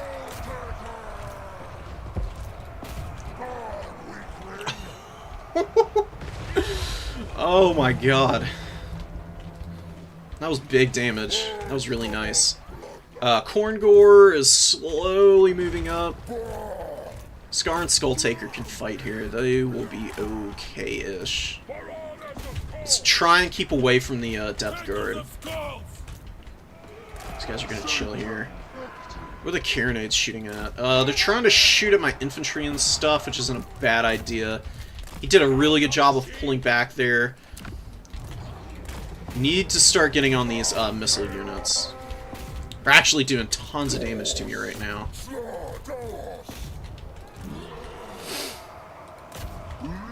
We're winning a lot of the fights, though. This isn't the worst position to be in. We need to get these guys back. I don't know why they ran into melee combat. They were supposed to be up here shooting from the high ground. They just got a little overeager, it looks like. Very big opening here. Should be able to get on the that position. Up here is the most important fight anyways, which we're winning pretty convincingly. I mean, pretty horrendous trades going on up here for my opponent. Fellbats are chasing off one of my guys, which is not great. Don't love it. What are these? Animated Hulks are coming in. Just keep fighting here. We're trading nicely in the middle. We got our Flesh Hounds on top of one of these missile units, doing some pretty good damage to them. Handguns are going to get pushed off in a minute, and we'll send the Skull Cannon in just to trade there. No Bomber Bats. No answer to Bomber Bat right now. Just whatever. We'll let them kill the Corn Gores. Let's try and save the Marauders. There's nothing I can do about that right now. Need to get the Skull Cannon out because the Carronades are focusing it now. Man. Terrorgeist is being very obnoxious. Still don't have a great answer for it. But if we just run over the infantry on the ground here, that should be enough for me. What does Sword do against Carronade? Just for future knowledge. Wow. Okay, that's an interesting...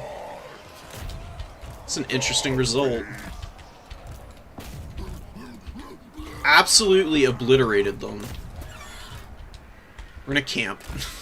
I'm gonna send these guys right up onto his spawn point. This game is pretty much over now.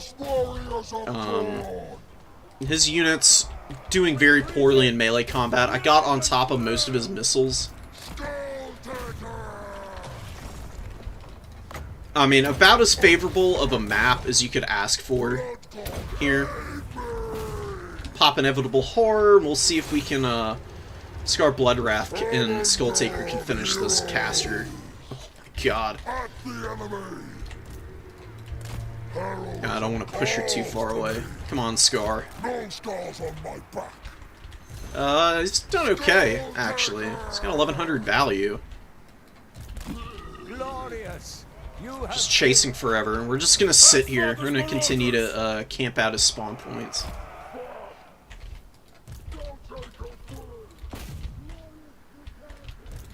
These guys, you know, the Horsemen really didn't get anything done. They were not great.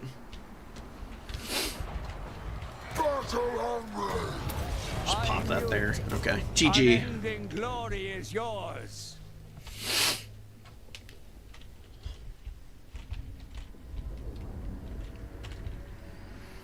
So Sword kills Carronades. That's cute. Death Shriek. The Death Shriek really needed to be on top of Skull Taker or something. Or going after the Skull Cannon here. Which actually got pretty good value. I was not expecting to see it have that much. Marauders were kind of crappy and just died, but that is what they do best. Not a lot of value on the throwing axes. Fleshhounds did okay. Furies did alright.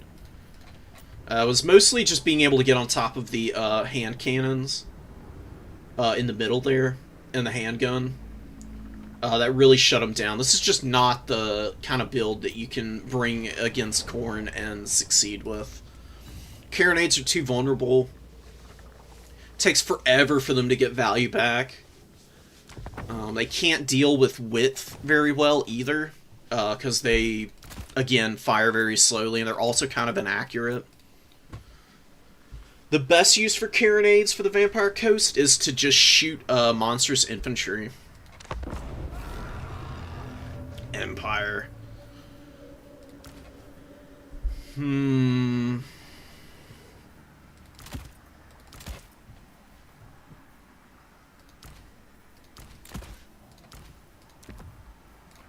See what we can do with this guy in this matchup. I really want the Blood Speaker to be good, man. I really do. Exhortations is pretty good against cavalry.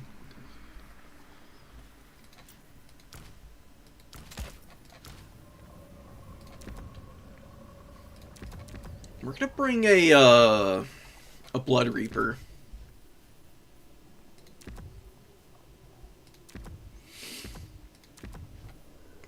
Maybe. I don't know. I mean, these guys are honestly really not that bad now. They're quite strong, in my opinion.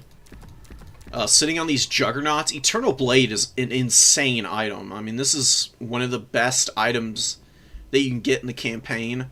Same with Bloody Shackle, and having access to both of these, they can be a little squishy against magic damage. But if your opponent doesn't have the right tools to deal with these guys, they can just beat the hell out of anything. They're pretty good for running with the Blood Speaker as well. They do a pretty good job of protecting this guy.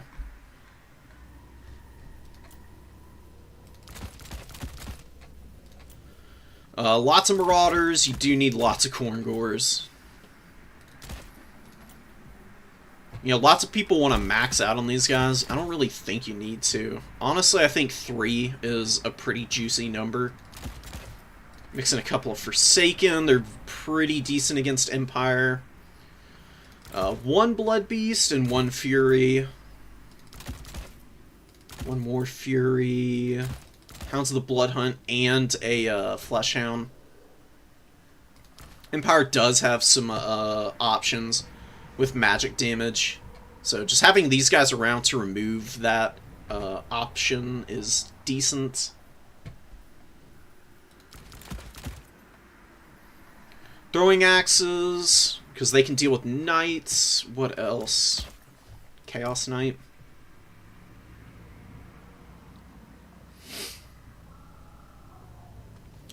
Alright, we'll see about it. I mean, this is like... Oh, but we're on Arnheim. This is not a great build for Arnheim. Is it? Maybe it is. I don't know. Whatever.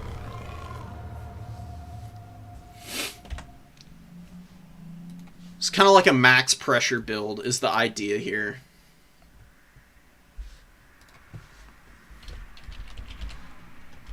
GG Florian.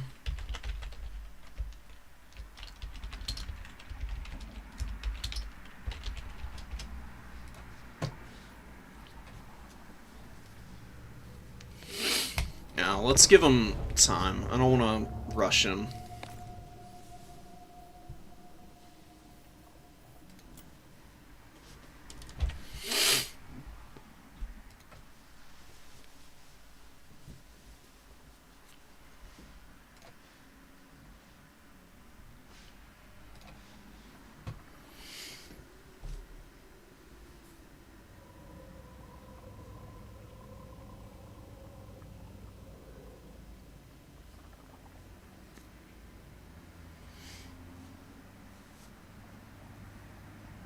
Oh, okay, cool.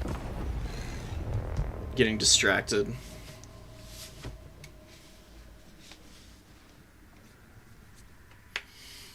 You know what? I'm probably going to go for just like another hour. We'll do like a short little stream today. And then I'll either stream tomorrow or I'll have my tier list video up. Because I really, really want to talk about the Khorne DLC stuff. It's so good. There's so many cool units. Khorngors are an S tier unit. I don't think anybody is shocked at that, but I think it has less to do with the fact that Khorngors are, you know, like, busted or anything, and more that they just synergize so well with the rest of Khorne's roster that it's, I don't know, it's like the dream unit for you. Like, the thing that has always made Khorne Halberd warriors bad is that they're so freaking slow. I mean, 28 speed is abysmal. They cannot get anywhere in time to do anything. So they just get kited forever. Khorngors have 42 foot speed, which is pretty nuts, honestly. 42 with a caveat that that's only when Primal Fury is active. But even at 38, if they're, you know, pretty weakened, just being able to have a halberd unit that can show up in a critical fight somewhere and do good damage for you is pretty sick. Keep our character... I like keeping the character cores together, because you can just always click on these guys and activate their abilities.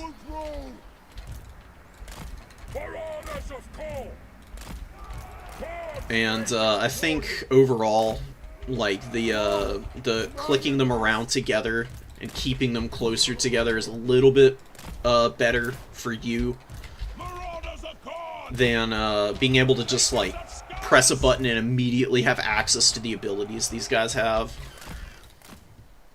Keep a Fury up in the woods. You know, it's interesting. Even if a unit is flying, if your opponent's shooting missiles at them, they're still firing into the woods, technically. So their missiles scatter pretty badly. And then, you know, treetops are actually probably the best thing for catching missiles. Like, the actual trees themselves, like the trunks and everything, are pretty skinny.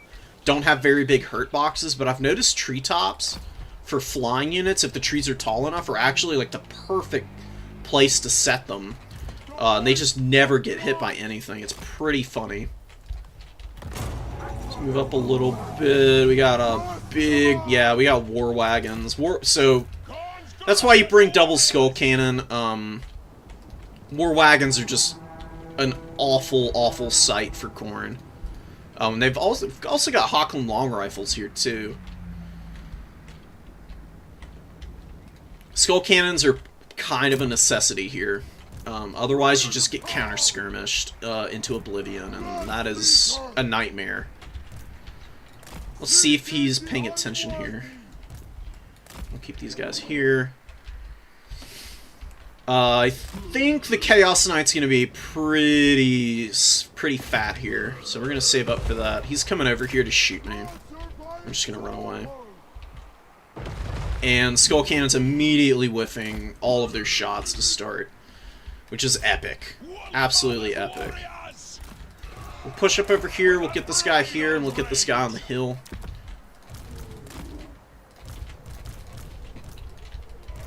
And, we'll try to shoot the Hocklands now. Stop obstructing each other, please. It's very goofy behavior. Are we gonna actually hit these guys, though? Apparently not. We're gonna miss every shot. Okay. So the good thing about Hockland long rifles is they don't have shield breaker. So if they scoot up here and they're gonna start shooting at my my guys here. Let's start doing stuff. War wagons are our target here. War wagons do a ton of damage. You can see that the skull cannons can actually do some pretty good work against them. Let's get down here. Let's get the Fury over the top. Let's get another Fury in. Fly over the top. Blood Beast taking a bunch of damage from the shooting. Push up. Push up.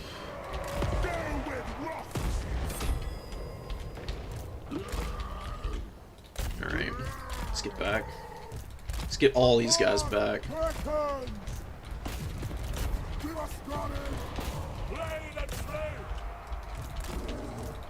No stopping! Fury follows my call. We can land here, anyways. Oh, or not. Let's not land here, because he's got Reiksguard coming out. Spreading ruination. Pretty cool. Pretty nice micro from my opponent here so far. Let's get in and use the Furies to actually break the front lines. Oh! Oh, he does have Marcus Wolfhard. I was wondering what the hell was going on there. Okay. It's fine. He doesn't have enough to, like, punish this, really. I would really love to not lose these guys. My Blood Speaker is taking disgusting damage right now, because I'm being a little bit silly with them. We popped that just so that these guys can do an obscene amount of damage, and they just immediately delete the the poor guys, which is awesome. So we're gonna get in here. Glorious brutality. Skull Cannon's actually doing good work against the state troopers here. We're gonna chase these guys, actually. We'll send the Hounds of the Blood Hunt over there. Big win here. Until none remain. Killed a lot of those guys. Got the Royal Altdorf Griffites coming out, so we're gonna run away now. And this is where you start summoning out Corngors. Let's just recharge ammo, run over the state troopers here, push up. State troopers are so bad. They are garbage. You can see how badly they get folded up, even by the most basic Marauder unit. You have the foe's We're just gonna pull out. We gotta get ready for the Royal Altdorf Griffites coming in. And this is where Pilgrimage of Skulls is gonna come in handy, because it is going to save my ass here. Because otherwise, all of my units are just going to run away, and I'm going to cry, and that's going to suck for me. It would be so bad to have all of my guys here just immediately start running. Corngors are just going to keep pushing. We've got the Reichsguard coming in, but we can turn around and win that. We'll get the Skull Cannons back out. Ooh, Murderous Exhortations is going to do some fat damage here. Furies are just shredding everything. I think we can actually go for Marcus Wolfhard here. Or not. The, Royal Altdorf Griffites are a little too juiced up right now. Just break this position. Kill the state troopers. We're gonna use this. Lamau. Now we go for Marcus. Check this out. We won over there. Scoot up. Shoot the war wagons. Did a little bit of damage. We got caught. That sucks. It's whatever, though. I'm gonna keep pushing. Should be terrifying. Now our Skull Cannons are actually hitting the war wagons. We need to secure this back objective. Houndo. That's fine. We've taken a bunch of punishment, but this guy's got a really fat heal. Pop this. Blood Speaker does not want to be fighting those guys. We'll just send the remnants of what we've got there to fight them.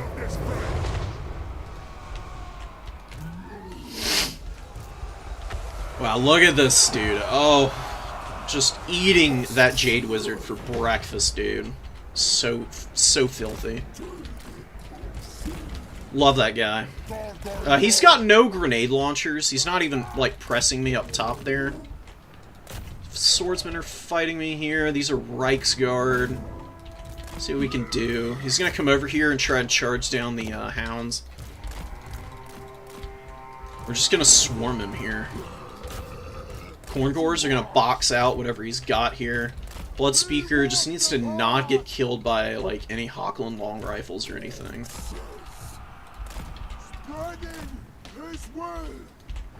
He's running. He's absolutely terrified.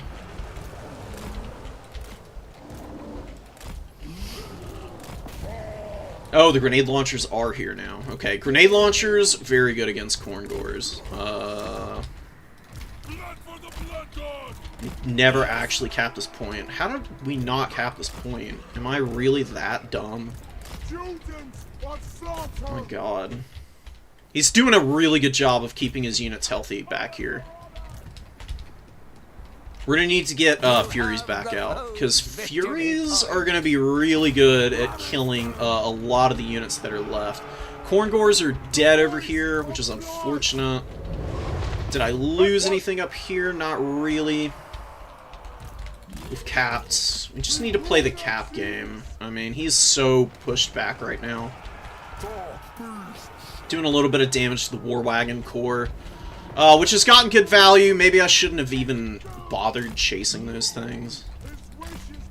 Just gonna pull back for now. Maybe Forsaken. We've got lots of hounds. We've got a good amount of mobility here. What we need is a little bit of infantry. Fury follows my call. He's got Reiksguard. He's got a lot of stuff here. Getting back down off this hill and finding an opportunity to get in here is going to be huge. Blood for the Blood God. Skull cannons are going to do me some good work. We'll keep our leaders in the forest here. Stay back.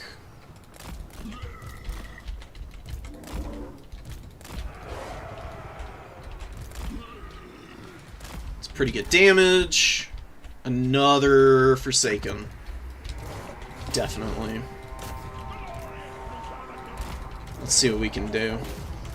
Pull back before he just destroys me here.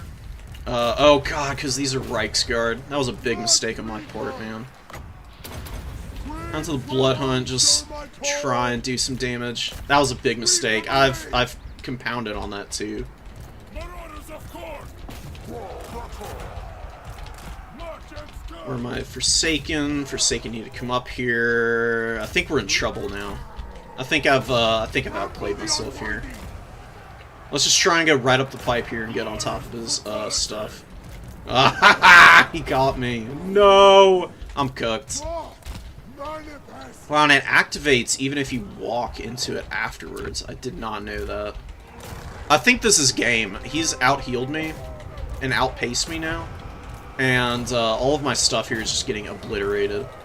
Like, big punish here. Yeah, that's game. I don't think I can win this now. He's just gonna slowly grind me out. God, dude, Blood Speakers, man. I just don't know what to do with this guy. Like, I feel like one of those, like, very theoretical units that you would think might be good, but then in actuality end up just being really bad. Like, the buffs and the support's really nice, but he's such a bad combatant. He's just not able to support anything. Really nice War Wagon play there. Pretty good Reiksguard play. Altdorf Griffites didn't get a lot done, but the Outriders with grenade launchers were a big hit piece for me. Engineer did alright, Marcus Wolfhart did alright. It was just these wagons and the Hochland long rifles with the grenade launchers. I got outranged. I didn't have the answers to just push straight into his backfield and finish him off. I really thought I had him for a minute there, but he did a really good job of healing and recovering.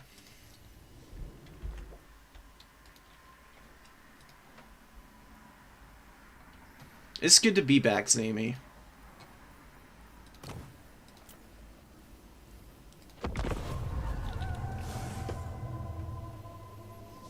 I don't know. Against Empire, I think you just bring Skulltaker. Any missile faction, I feel like Skulltaker is going to be your answer for most of them. He's impossible to snipe. He's got so much HP on the throne. He's got the physical resist. When he activates Cloak of Skulls, which is really easy for him to do, 40 kills is nothing for a Blood Shrine, then he just immediately... Oh my god, come on, dude. Don't do this. Okay. Don't do it, please. I don't know what you do against Ogre Kingdoms. Like, honestly, what the hell do you do against them? Pigback Riders are crazy. They're so good. I know they got a cost increase,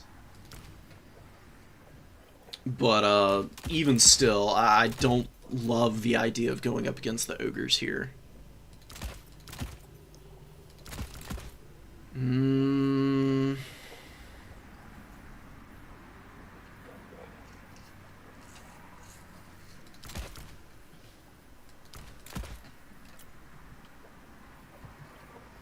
Something like this, maybe?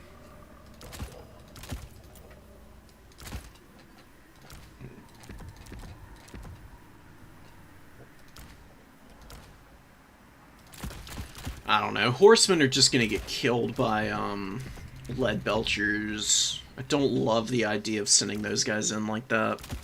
I don't know, man. Valkia probably also gets obliterated by the big guy.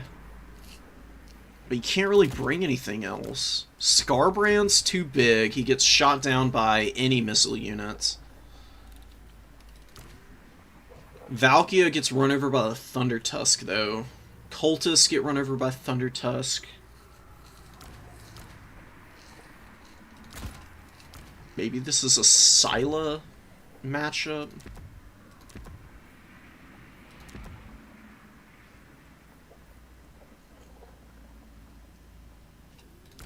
I don't know how he can possibly do anything here.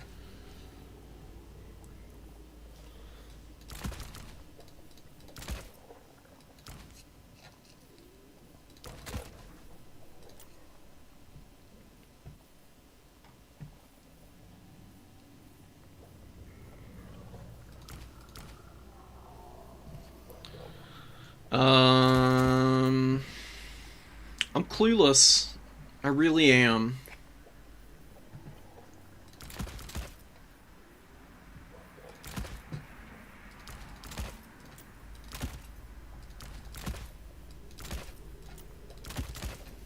I think you bring horsemen in later, because they can actually do damage to the Thunder Tusk. Probably just outright better back there. Skull Reapers, I don't know how they do against Ogre Bulls. We're gonna find out. Hopefully they actually do something. I think you bring Max Furies. Because I think if you don't bring Max, or at least close to Max, then Blood Vultures are going to be just an unendurable pain for you to be dealing with.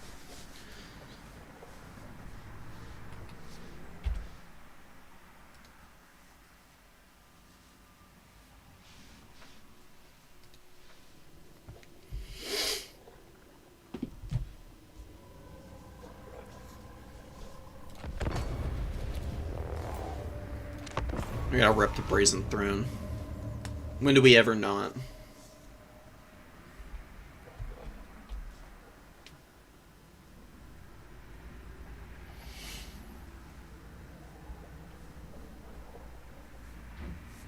Alright, I don't know. Dodo has gone the way of the dodo. I think he may have expired while we were slowly trying to counterpick.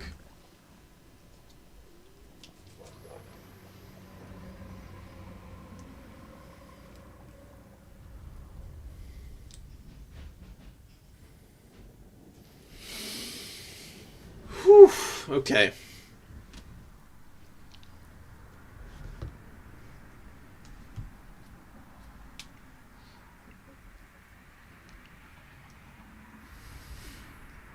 Alright, Ogres have and always will be a tough matchup for me. Just because I play really aggressively and they're very good at repositioning. They're going to be a very difficult faction to deal with here.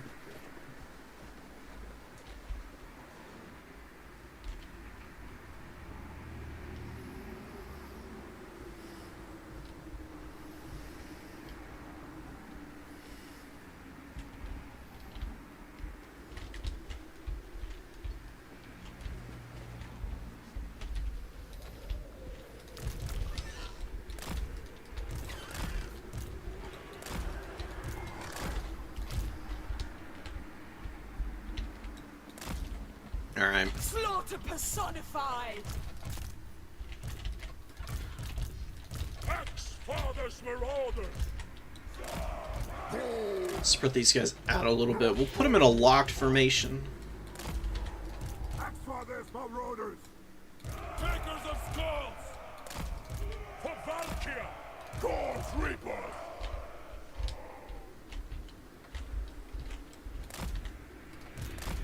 I don't know how Skull Reapers are going to do. They theoretically should be very good against Pigbacks and Noblars in general. Even against Ogre Bulls, they should be okay. So their melee attack and melee defense is insane. They are so juicy in that respect, but Thunder Tusks are a nightmare for Wrathmongers from the few matches I played against Ogre Kingdoms.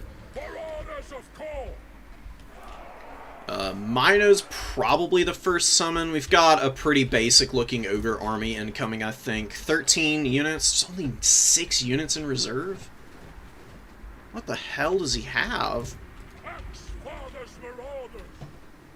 I swear, that's making me really nervous, because it's making me think that he maxed out on, like, Gnoblars and Pigbacks and stuff in the opening, and he's just got, like, a bunch of Stonehorns and stuff in reserve.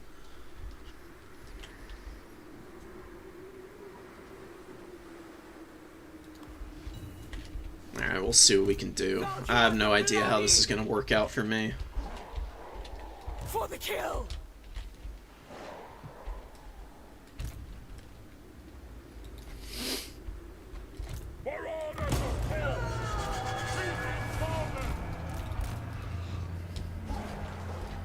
Yikes. Crushers, lots of Ogre Bulls and stuff. We do have Lead Belchers, tons of Gnoblars. No Thunder Tusk. That's nice. But again, he's only got 6 units in reserve, so I'm expecting some insane shenanigans coming out. He might have like double Thunder Tusk. You know, the ROR Crusher with the great weapons and stuff. That would be pretty tough for me to deal with. To the fight.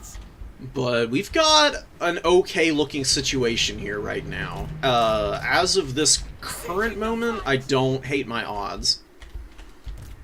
Just need to take this objective. We need to keep the Corngors. I'm gonna try and keep the Corngors in the forests. Avoiding Lead Belcher fire is gonna be super critical for me.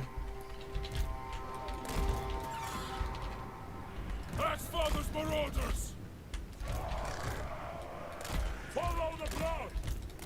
Forward with fury! Bit of an overload coming from him here, so let's actually mirror that.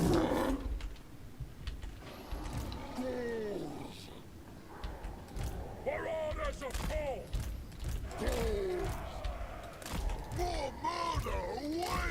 Someone Corngor over. This Corngor needs to get back so they don't get shot to pieces. Get in the woods and maybe stop up some damage here. We're gonna go Unga Bunga at this Ogre Kingdom's formation here. What do we have back here? These are just regular Ogre Bulls. Let's try and overwhelm that.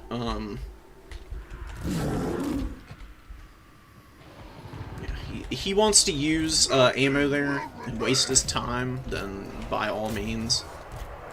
If we dive all this stuff, I think we will outright win that. The Minos are going to chill over here, because they're just going to watch the Crushers. We have the cap weight. We do not have to rush into this. Let's get away. He's got Ogre Bull dual weapons coming in. Oh, Man-Eater Ogre pistols. We actually crush this position. We'll get another Mino up. Mino here. We're gonna try. Yeah, there we go. That's nice. So, Skull Reaper's pulling away from the Ogre Bulls, and the Corngors are replacing to get damage. Need to get away from the free fire here, or just like force that position there. One of your units has been destroyed. Let's run over these guys. Let's run over these guys. Let's get Valkia back up in the air and ready to do some damage. Pistols are coming in. Pistols we can isolate here. Alright, we killed Ogre Bulls. Skull Reapers can go into this position here. Valkia is going to land here. We're going to land here. We're going to land there. Minos are in a weird position. This is not atrocious for them, but it's really not the best. Crushers are just so juicy. Like, they just do a lot of damage. I would love to be able to get a Relentless Rage up. Relentless Rage right now would be pretty big for me.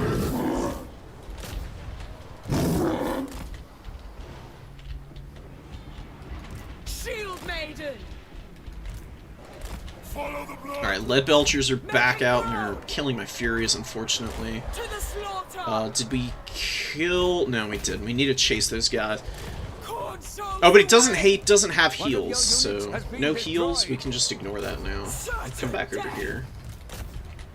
We got these guys very spread out now. Just keep fighting in here. Driven by havoc. Gold Alright, this engagement has gone really well for me. sent by chaos. The bulls, they're running still. We can go over here and mop these guys up, unsummon these guys.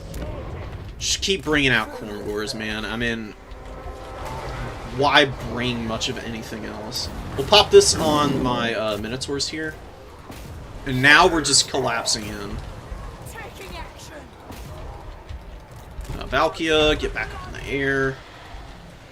Let's go after the lead belchers. I see what my opponent was trying to do. If he wants to do this, though, then I think you don't want to engage early. He needed to play this like the Empire player did last game. You get a little bit of an early objective lead. You know, try and acquire as many early points as possible. Force your opponent to engage you on your terms, and then you push back out and try and engage from there. Because as it stands now, the lead belchers off on this side over here have next to no protection from all of these units that are about to rush them. I'm probably going to be able to just completely outbox my opponent at this point. We just need to clean up Noblars. We need to make sure that there's no buffering out on the field remaining for my opponent here. Sate my bloodlust! Caucasian.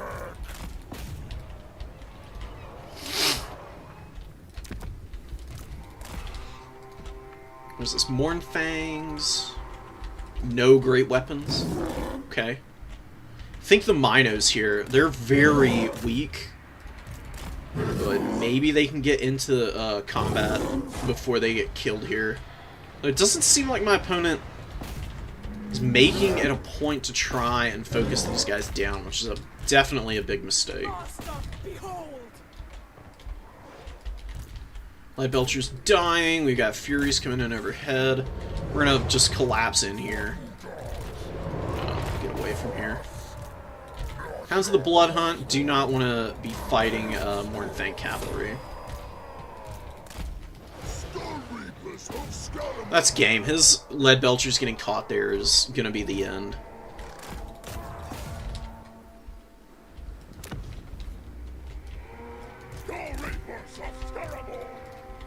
I think he would be doing better if he had Pigback Riders. I don't know if this dude's got DLC, honestly, because there's no DLC units. Makes me think that he's just got the base Ogre Kingdoms. Which is much more manageable for Khorne as a whole. Khorne has always been okay against Ogre Kingdoms. It's just Thunder Tusks and Pigback Riders that make it so much harder. Like, it's kind of crazy just how, like, 2 units can completely change matchups.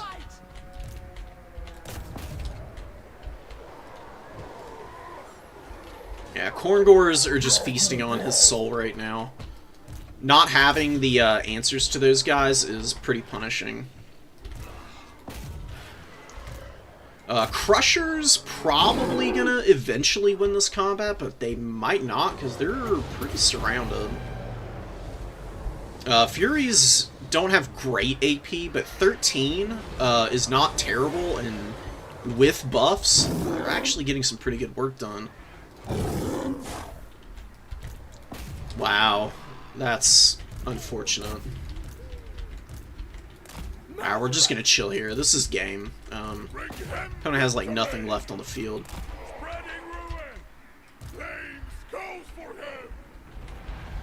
Were the Skull Reapers good? I don't think they were bad. I think this is a little unrepresentative. I think this is a pretty newish player. So I can't put too much stock on the performance of any units here.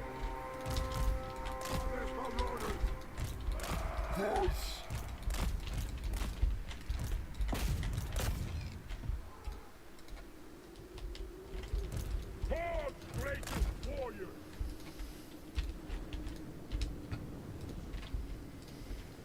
Valkia the Bloody! Valkia got a little bit of value. I probably, you know, I mean, Sloughnir I have just to clear Pigback Riders out. That's the thinking here. And look at this, man. This is a good little opportunity to see what Skullrippers can do. They're actually beating up on the Slaughtermaster pretty badly. Okay. It's an interesting situation there. Big value on this Ogre Bull. Crushers did okay the first time around, but really suffered second. I think this Hunter is on a Stonehorn. He could very well not be, though. I mean, Ogre Kingdoms are just expensive.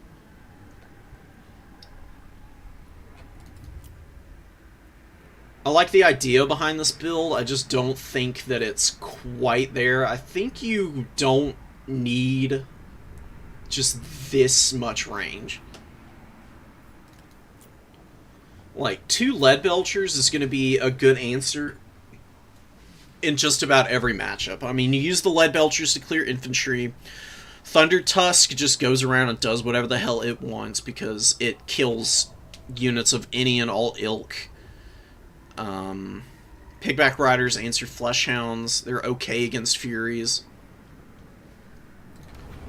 I don't know, but if you don't have the DLC, the matchup becomes a lot harder.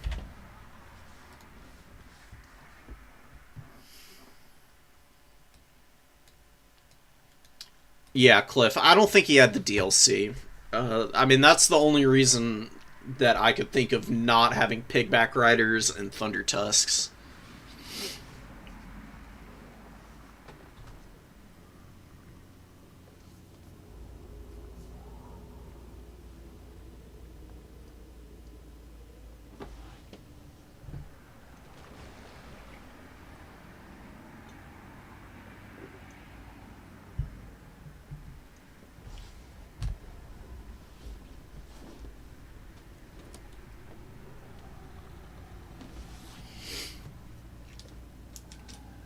The other thing that I think my opponent needed to do, he really left the Noblars to their own devices in the front line, and they just got rolled up, and Ogre Kingdoms have to be on top of Noblars to perform.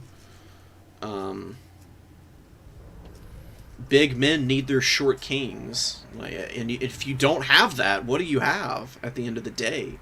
You have nothing.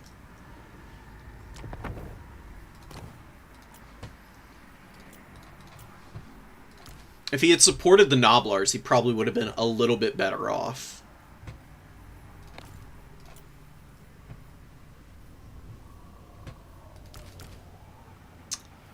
Let's see what this guy's playing. We're going to do one more Khorne match, and then we'll move on to something else. I just want to see how Arbol does against Skaven.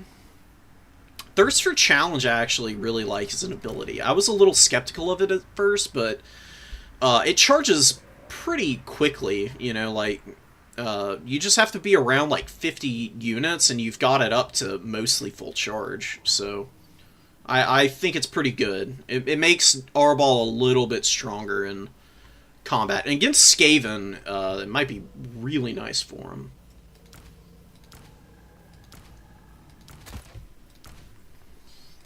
We will do it. We will do it. We're gonna try Scylla again. Just max Marauders. Skull Reaper against Skaven? Skull Reaper against Skaven might be really powerful.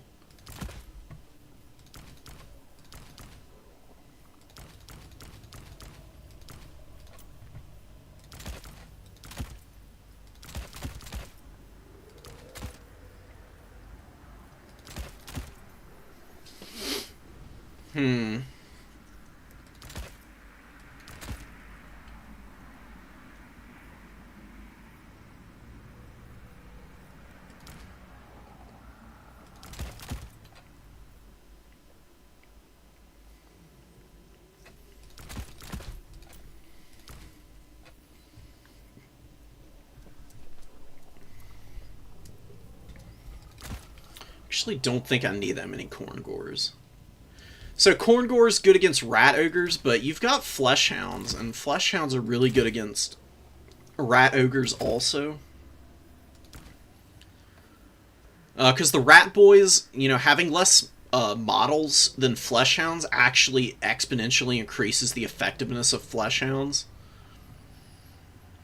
Because, you know, then they're not the ones being surrounded, and they've got really good weapon strength and a good charge bonus. They shred Rat Ogres in my experience. So what do I want instead? Just triple dual weapon? It's a lot of infantry, though, against Skaven. I feel like mobility might be a little bit better. Warhounds, probably not bad. Let's get one of these guys. Blood Shrine? Nah. Alright, let's try this out. This is a goofy build, but I'm dedicated. I'm gonna see what I can do with this.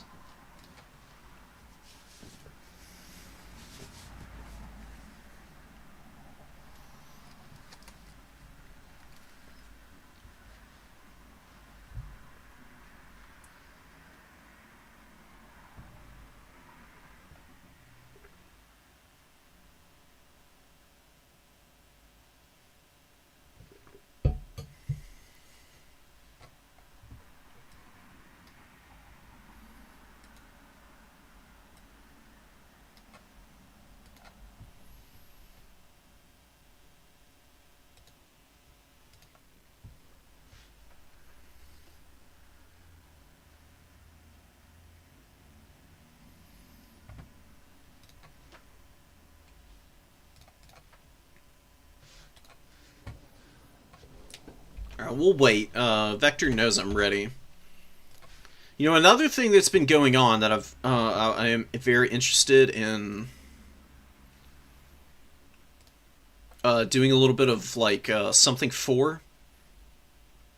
RTK is having, like, in-clan, like, scrap. They're doing, like, King of the Hill events and stuff, and all kinds of interesting things, and I was wanting to maybe cover that at some point, like ASAP, because I think this is going on for the next 2 months. The way it's working is that people are getting like points over time as they like win tournament matches, and in-clan event stuff is going to also be a big part of that.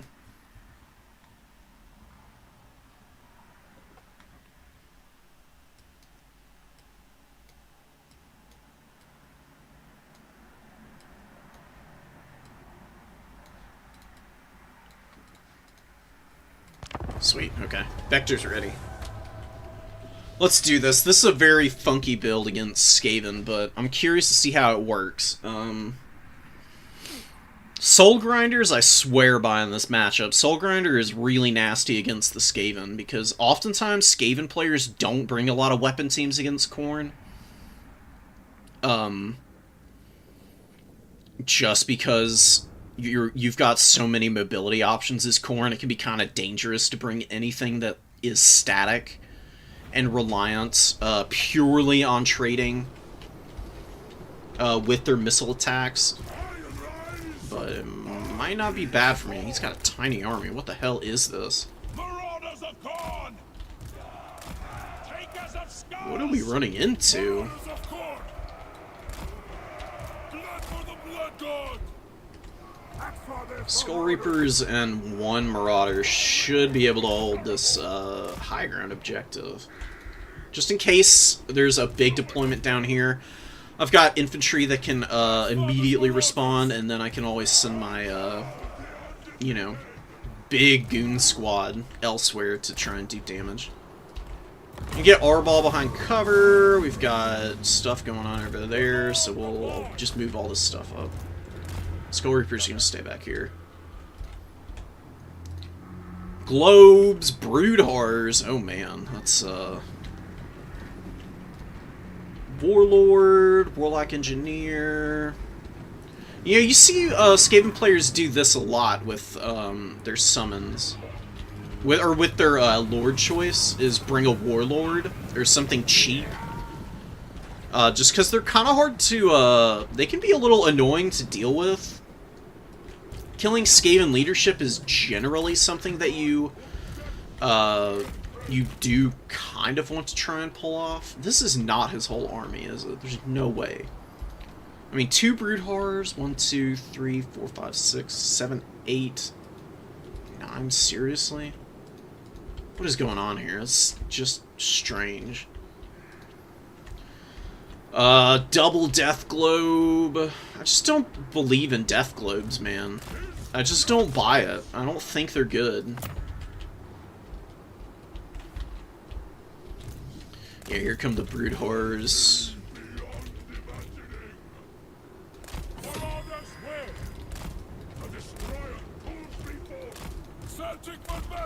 These guys are gonna hang out over here, and these guys, I'm gonna get up on the edge of the objective. I just want to see what he's summoning out, because he's summoning a bunch of stuff out, and I am not under any pressure right now. I mean, if my calculations are correct, I don't think he has Natty Booba's sharpshooters out. So, I don't need to do anything. We have a victory point. Just run these guys around, chill here, keep these marauders. We gotta keep an eye on this back objective. That's the most likely thing that's gonna get pushed by my opponent. If he wants to build up, he can. I'm just gonna save as many supplies as possible before summoning a whole bunch of stuff out. Although we could probably get the Blood Beasts out. I actually think Blood Beasts are a really good option here. So we'll bring both of them up. Because they've got good mass, obviously. They can stop brood horrors, they can surround them and lock them in place. Got good AP to get in and clear through the death globes. So those do have good armor values. Clan Rat's coming. I'm not scared or worried. I don't think that the dual weapons are the right call here. I think the Blood Beasts are a good start. Scylla, Arbol, and the Soul Grinder are going to be very tough to deal with. We've got the Wolf Rats moving over. My opponent does look like they're going to be pushing here. Yeah, they've got the they got the Brood Horror going, so we'll actually send the Blood Beasts over. Because we can always summon the real tools out here, and we're actually going to push up. I don't know why I'm being so passive with the Soul Grinder. Soul Grinder is very good in melee, but the shotgun cannon has good range on it. Easily outrange the Bombardiers. And, I mean, shooting Clan Rats is not the best use of its missiles, but not the worst either. One here, one here. Just in case they're... Oh, there's something. The stealth rattling guns. What do I want to send up? I don't need anything there right now. Come on. Go shoot the Clan Rats, buddy.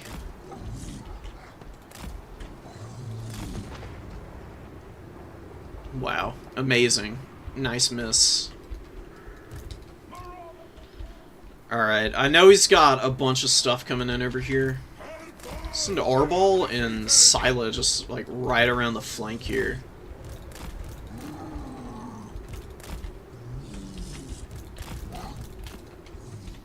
Can probably just push right into the backfield. I don't think he's gonna have enough there to stop me.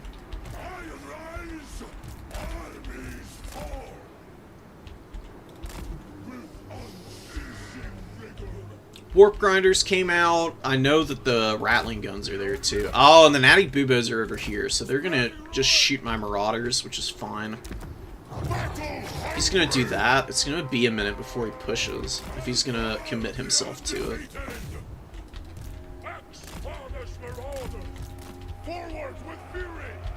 Let's see if we can maybe trick my opponent into committing to something here.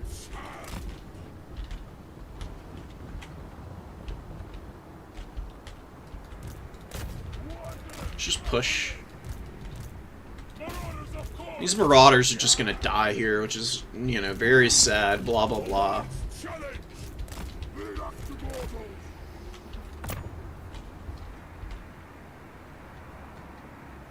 I didn't know you could bring 2 Warp Grinders. I thought it was limited to 1. Whatever.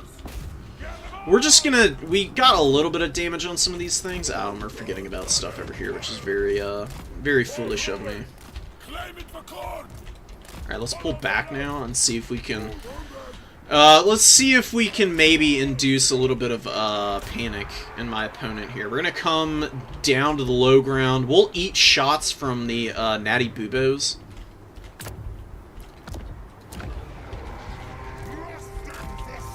Let's actually get really aggressive over here.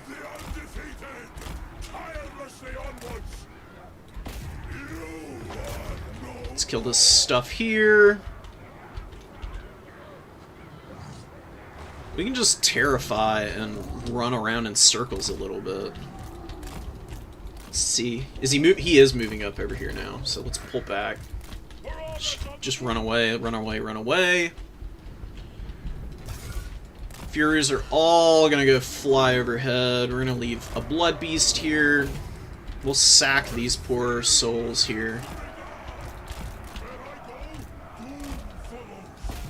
Oh, it's just a Doom Whale. Okay.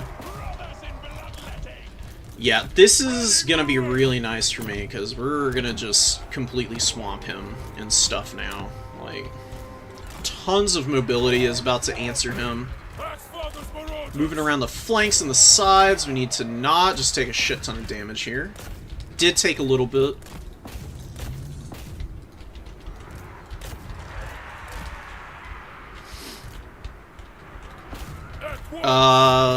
Yeah, it's going pretty good for me, honestly. Really not that bad. Taking a little bit of damage, which is whatever. Ooh. This is where the Natty Boobos are. They push way too far forward. I'll leave the Blood Beasts here, and we'll just push these guys forward as well, because I don't care. Skull Reapers took a ton of damage from Globadiers, which is really rough, but we are in an okay spot here. We just need to make sure that we actually kill these units. Push Cornbores forward. How's it going over here? Oh, it's not going good at all.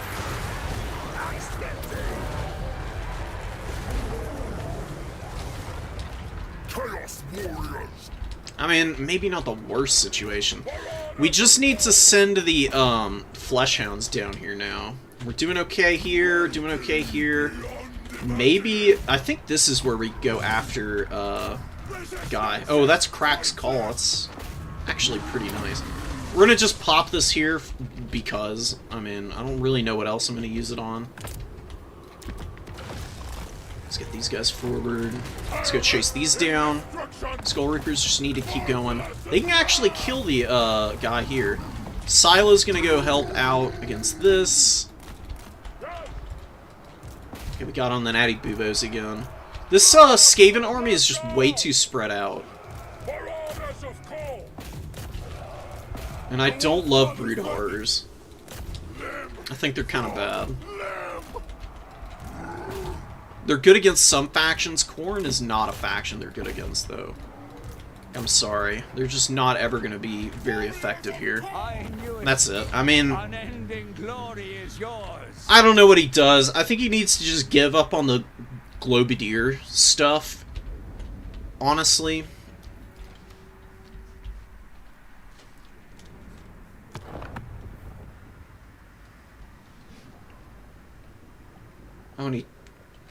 That's a lot of chevrons to give Globadiers. I don't see that working under any circumstances. Chevrons are nice, but that's an expensive unit already. I mean, Skaven-wise. How much are they with max chevrons, man? Yuck. No. No. Don't max chevron your Globadiers. Not worth it. Skaven win by just sheer weight of numbers. That's how they win 9 times out of 10 anyways.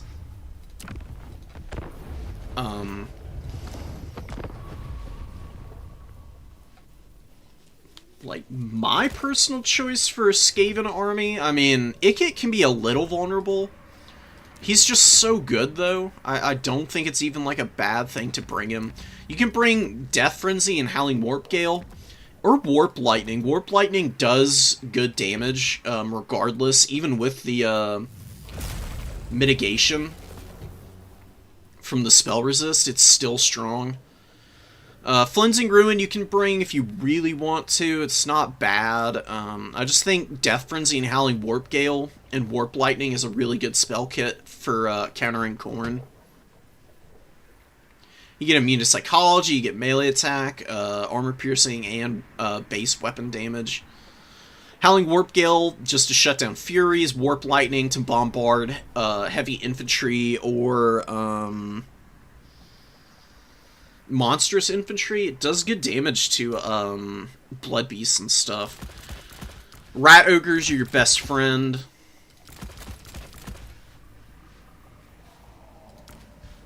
Mutant Rat Ogres are really nice combatants. They do a disgusting amount of damage. The magic damage is what makes them so good. Couple of Wolf Rats. I think a Plague Claw Catapult isn't bad here. Natty Buboes, they're for the opener. Bring 1 Globadier.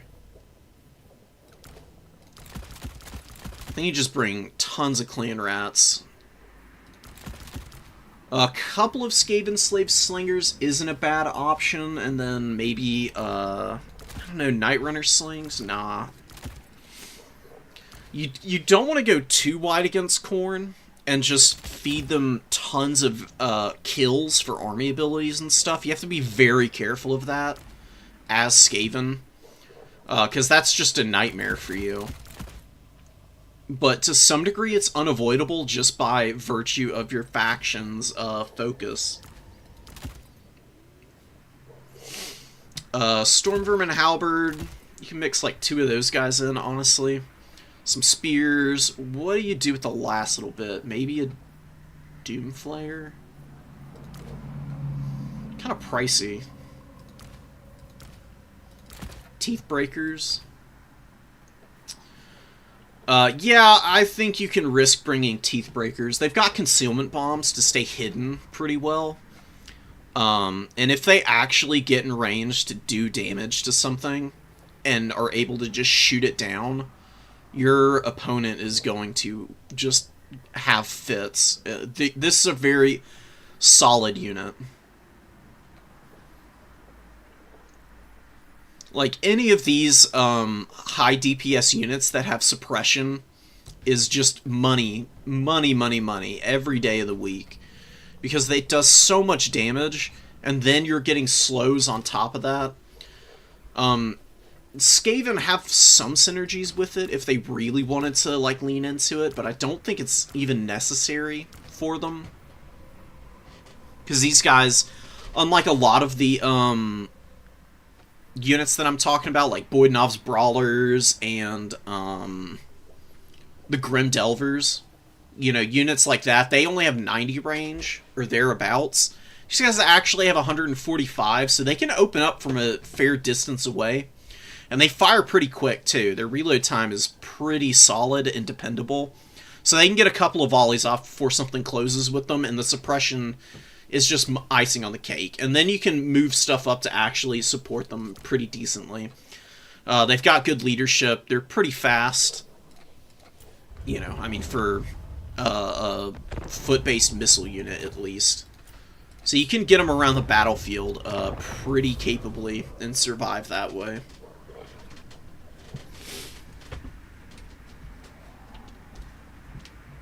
Alright, I got one more game in me, and then I'm going to end the stream, and I'll hit everybody up tomorrow with something else.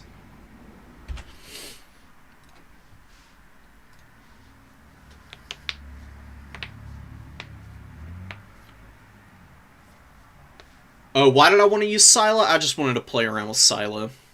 I actually have swung around to thinking that Scylla might actually be a really good unit. I was very skeptical when I saw the toolkit that Scylla has. But, I mean, being unbreakable is pretty nice.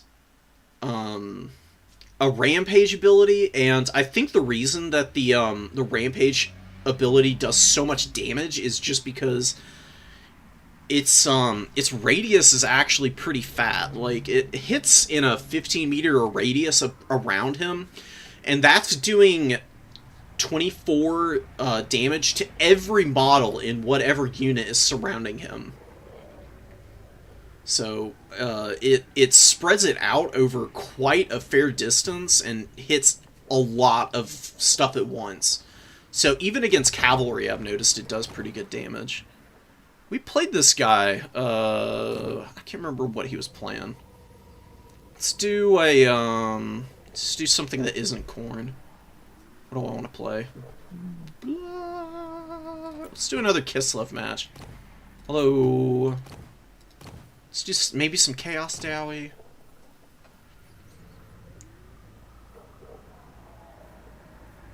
Maybe Beastman. Actually, let's do some Beastman. I haven't played Beastman in a minute. Okay. LOL. Let's see how this goes. I'm very curious.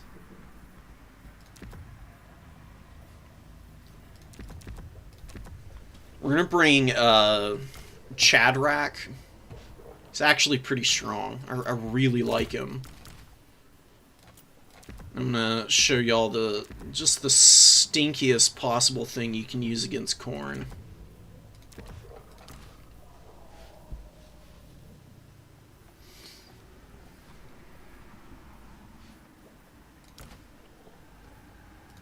Dare I?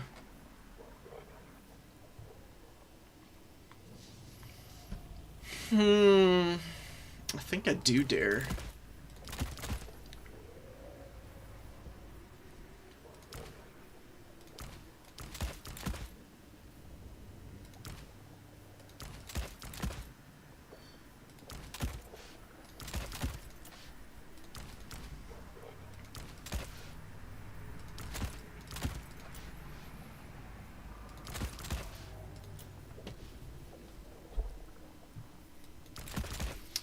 I like Ungor Raiders in this matchup, but I think they're a little bit better in reserve, because they don't struggle nearly as much in that case.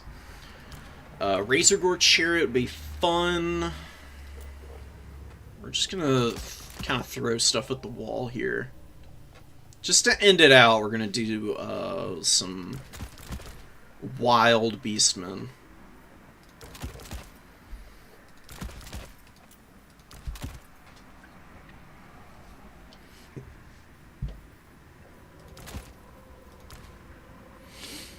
Yeah.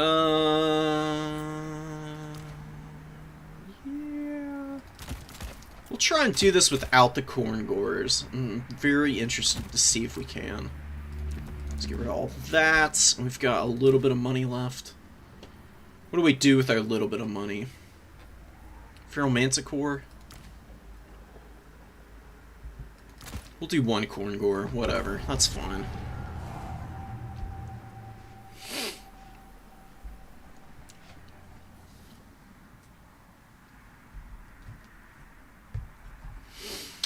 Eye of Morsleep is freaking awesome. It does obnoxious amounts of damage to anything that its boulders are hitting. It's excellent against Minotaurs, even. Like, one of the most underrated things I think you can do with the Eye is just drop boulders on top of your opponent's monstrous infantry.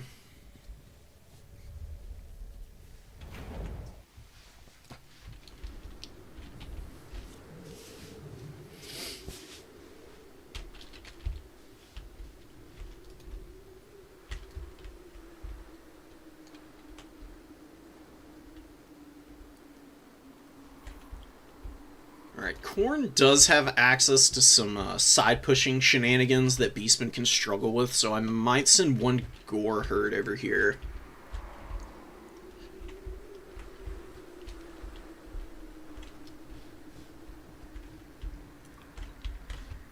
because they have full cap weight. On guard. The spears are usually a little bit better served, like being a On guard. like a response force.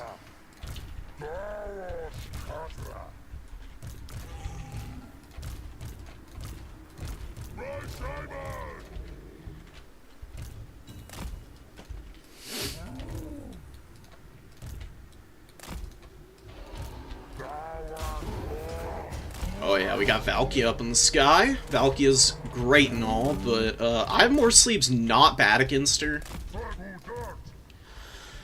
She'll kill it in a one-on-one, but it can actually hit back with its pretty good melee attack. You know? I mean, 54 is honestly no joke, and it's got good weapon strength too on top of that, so... If you can actually hit her, it's going to be real nice for me. Hellforged Bellower. Keep the Gore Herd on the reverse slope here for now.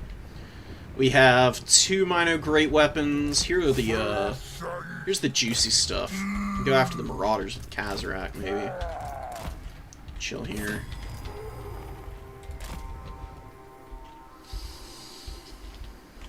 I actually think a Gorble is going to be pretty good here. I mean, the Minos with great weapons are going to be annoying, but we're going to make our opponent pay for the choice of units here. Look at the damage. Oh my goodness. So strong. What a handsome unit. Let's get over here. Yeah, Valkia going to land on top of Big Boy here. We're gonna waddle away. And we're gonna just be a huge asshole here and lock her in place. We can throw. We can chase a little bit. Let's pull back. Let's not overextend there. Gorble can move in. Let's try and surround. Let's try and surround. Alright, hit it. Hit it. Come on. Come on, buddy. Damn. Oh, he missed. Okay, that sucks. Let's get away from here. I don't want to take this fight against the dual weapons. Alright, we got a big push incoming. Let's pop this here. Kazarak is not doing bad, and we can actually maybe beat up on Big Boy there. Let's get this guy out of here. Stop up the Corngors here with what we've got. Dual weapons are doing a decent amount of damage to me, actually, but we can pop Devolve here. Probably stop them from doing the worst of the damage that's available to them. And let's see if we can get a boulder here. One good boulder from the eye here would be huge. Just not gonna happen, and now we're in trouble. Oh my god, run. Flee! Okay. We're gonna stomp away from here. He's just flooding the field with Minotaurs right now. Oh my freaking god. So I need my Minotaurs to do a little bit of something. We've killed most of his infantry, though. Or at least a lot of it. Pretty silly of me to say most of it. Wowee, man. We are in trouble here.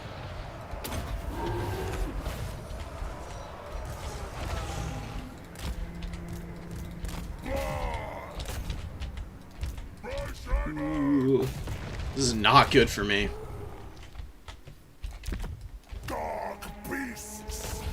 Let's get these guys out here, and let's just go in. Oh, yeah, keep going, keep going. Don't stop, bud. Don't stop. Can't stop. Can't stop, won't stop. And Razor Gores, I got them trapped in the Corn Gores, which is a little silly on my part, but we should be able to collapse on the rear of this unit here. Are we winning over there? Not really. We need to finish here. See if we can throw across here and do something. We need to just rotate our stuff away from that fight. We actually hit. That's huge. What do we bring out? You know what? Pigs. Pigs are not bad. Our Minos are, you know, death's bed. They're not going to do anything. Let's just collapse these Minos here. And then get over here and save the Gorbel if we can. Which we were not able to, which is very sad. But I think we broke the leadership there.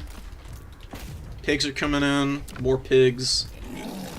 I don't think we're gonna win this this battle. It's already looking really bad for me.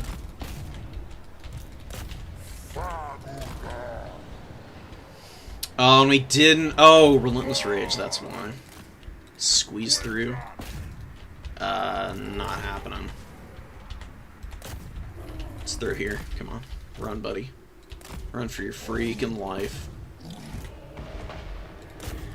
You can see doing some, like, decent damage, but I think I'm just gonna end up needing a little bit more than my army's got, on hand, so to speak. Oof. That hurts. That's gonna hurt.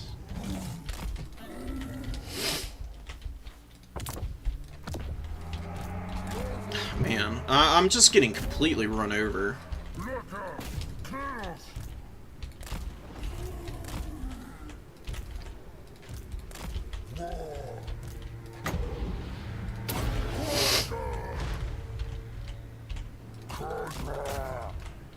Alright, maybe? I mean, he's just got a huge blob of infantry right here. Let's see if maybe we can start answering some of these shenanigans, because the,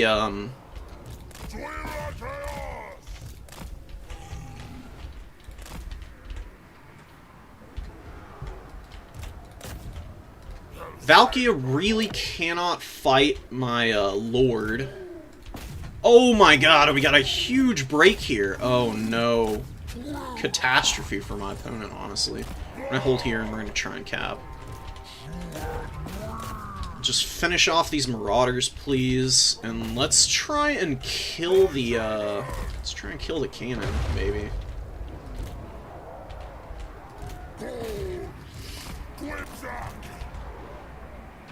Nice shot, dude. Oh my goodness, that was beautiful.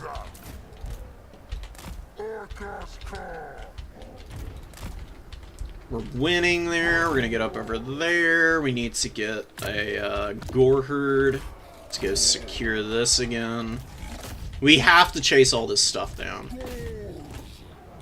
We should be able to, though. This is actually starting to look much better than it was a minute ago.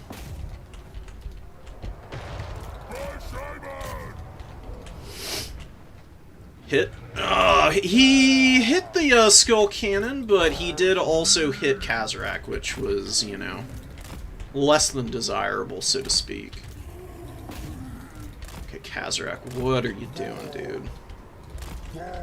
I'm literally begging you, my hands and freaking knees, to please escape. I'm begging you. Oh, these are Chaos Warriors. Okay. So we've got decent cap weight here. We've chased most of this crap down. We've got something going on back here. Gorbel needs to get unsummoned. I'm gonna summon these guys out. Grog hooves are gonna be very good here. Hit. Come on, bud. This is like the perfect unit for you to be killing right now. Oh my god. That was awesome. Pesties are going to come over here and help Kazarak out. So maybe we can catch Valkia on the ground here. I'm going to push up the Grog Hooves, and they're going to help finish here. Oh, the Slaughter Guard are the perfect target for me. Yes, please. We chased all that stuff off, secured this. Is this the classic Khorne overextending themselves to their own doom situation? Because it certainly feels like it. Like, I've been on the receiving end of games like this many times. Oh my god. Oh my god, dude.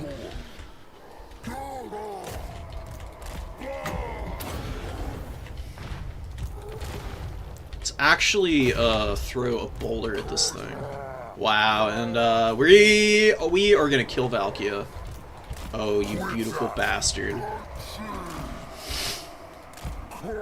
She might squeak through. She might not be able to, though. We need to get away from the Slaughter Guard, because I don't really want to fight them. Got them nice and blobbed up, though, so... Let's bring some spears forward. These Corngors are going to go do things, and these pigs are going to go sacrifice their lives.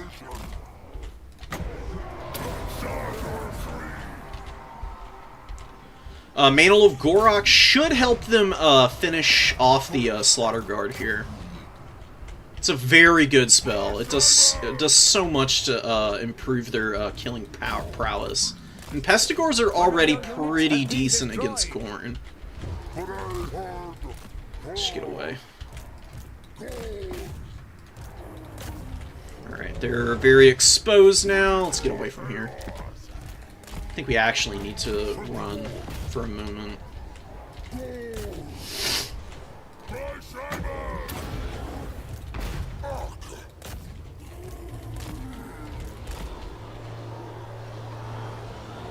Kazarak is being a jerk, doing his thing. I think we just completely whiffed that shot. We don't need to focus those guys, they're gonna die.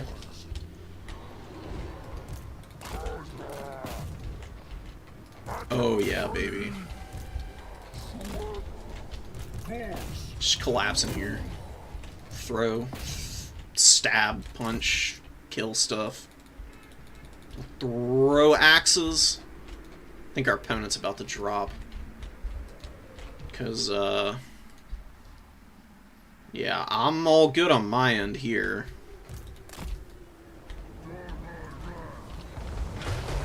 No! What are you doing, you bozo? Why did the eye just do that? Flawless work on the part of the Eye of Morsleep, obliterating his own men. Let's get forward. We killed the Slaughter Guard. Groghooves profiting. Valkia's landing on her caster, which is scary in some circumstances, but Devolve is going to make her a pretty bad combatant. Kazarak just pushes her right out of the way.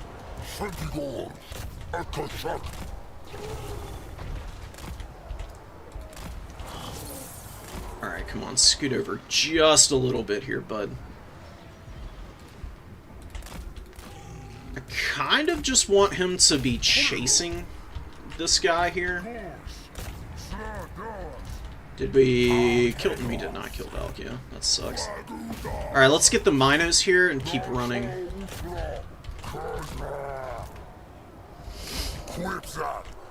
These are just Marauder dual weapons, which are annoying, but not gonna be the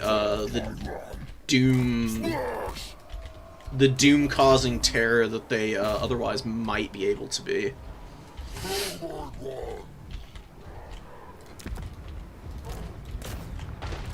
It's a decent boulder. We just need to keep kiting there. Let's go over here and do something with this. Get off of the Corngors, please. We actually did kill those guys, though, which is awesome. Get those guys. Run away. Get in here. Just sack as many units as we can into the Corngors. Eye of Morsleep is going to escape again.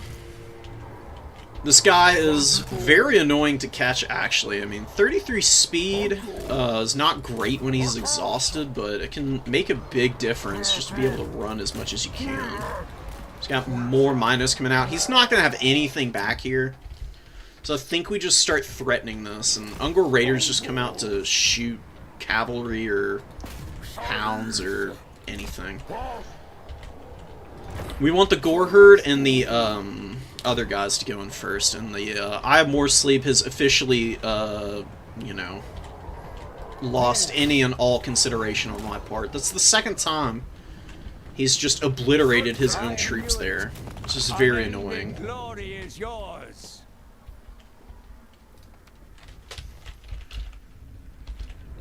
Yeah, surviving corn.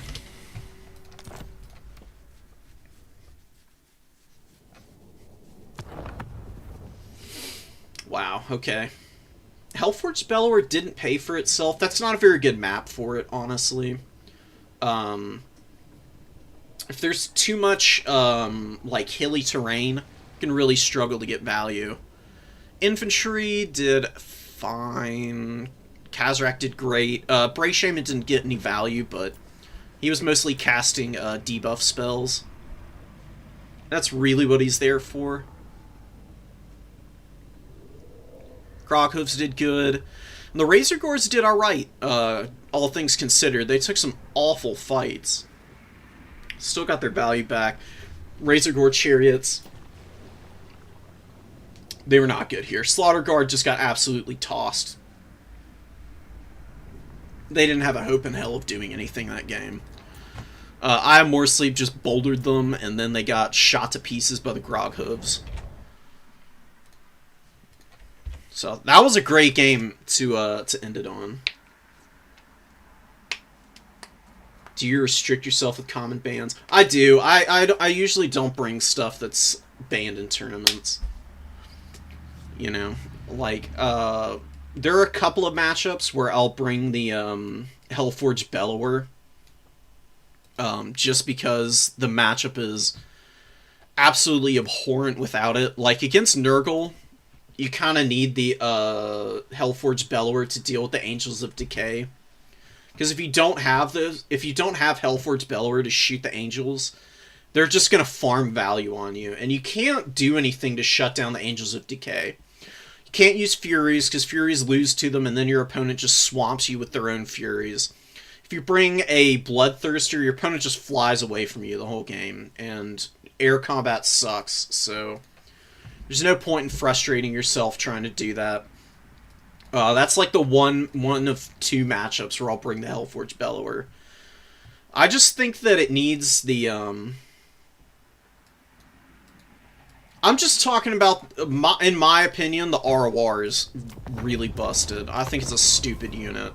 The only the only time it's not going to get ridiculous value is if you blunder it, or it's a very bad map terrain-wise. Like CA's Bordello Landing is a bad map, Celestial Lake is a bad map for it. But otherwise, like Hidden Oasis is goated for the Hellforge Bellower. You've got so many good places to shoot from there. Battle for Itza is a good map for it. Black Ark is a good map. Broken Leg Gully is a good map for it.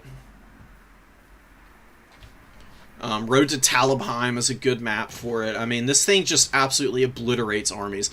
The only thing I think they need to do to balance this thing is just remove the vortex damage from the Hellforge Bellower. It does not need it. It's good enough without it. Take the armor-piercing vortex damage away. This thing would suddenly be very fair at 1600. I think it's still undercosted, and that's just how I personally feel about it. It could be 1800 or even 2000, I still think it'd be a strong unit. Regular skull cannons are very fair. This thing just gets, like, ridiculous amounts of extra melee defense and melee attack, way more than RORs normally get over their counterparts. Like, you can see, the Bloodwake Berserkers get 13 more melee attack and 11 more melee defense. And that's pretty fat, but this guy over a regular Skull Cannon gets 20 more melee attack, 14 extra melee defense, more charge bonus on top of that. And then just the fact that it has, like, 70 leadership, so it doesn't crumble as aggressively as regular Skull Cannons. It's nuts. It's really nuts. And then it's got this Hellraiser ability, too, as if it didn't already have enough extra juice. So get rid of the Vortex. Please, CA, I'm begging you. Make this thing fair, because I hate seeing it in, like, all the tournament games where they allow it. Because people are going to naturally gravitate towards bringing the strongest units. And I think it should be a tech piece. That's what I personally feel for the Bellower. But yeah, I'll come back with a video tomorrow, and I'll talk about all of the Corn DLC stuff. And then I was thinking of doing a overall like roster tier list after that. I've got all the stuff ready and together. I just haven't had time to do it because I've been on vacation this whole time for like the last 2 weeks, and then I just got back a couple days ago. I've been unpacking. So now that I'm done with all that, I'm going to be back. We'll be trying to do a stream or a video every day this year. That's my goal. I might not be able to get it done, but I'm going to do my very best to be able to bring y'all some content every single day. But until then, I'm signing out.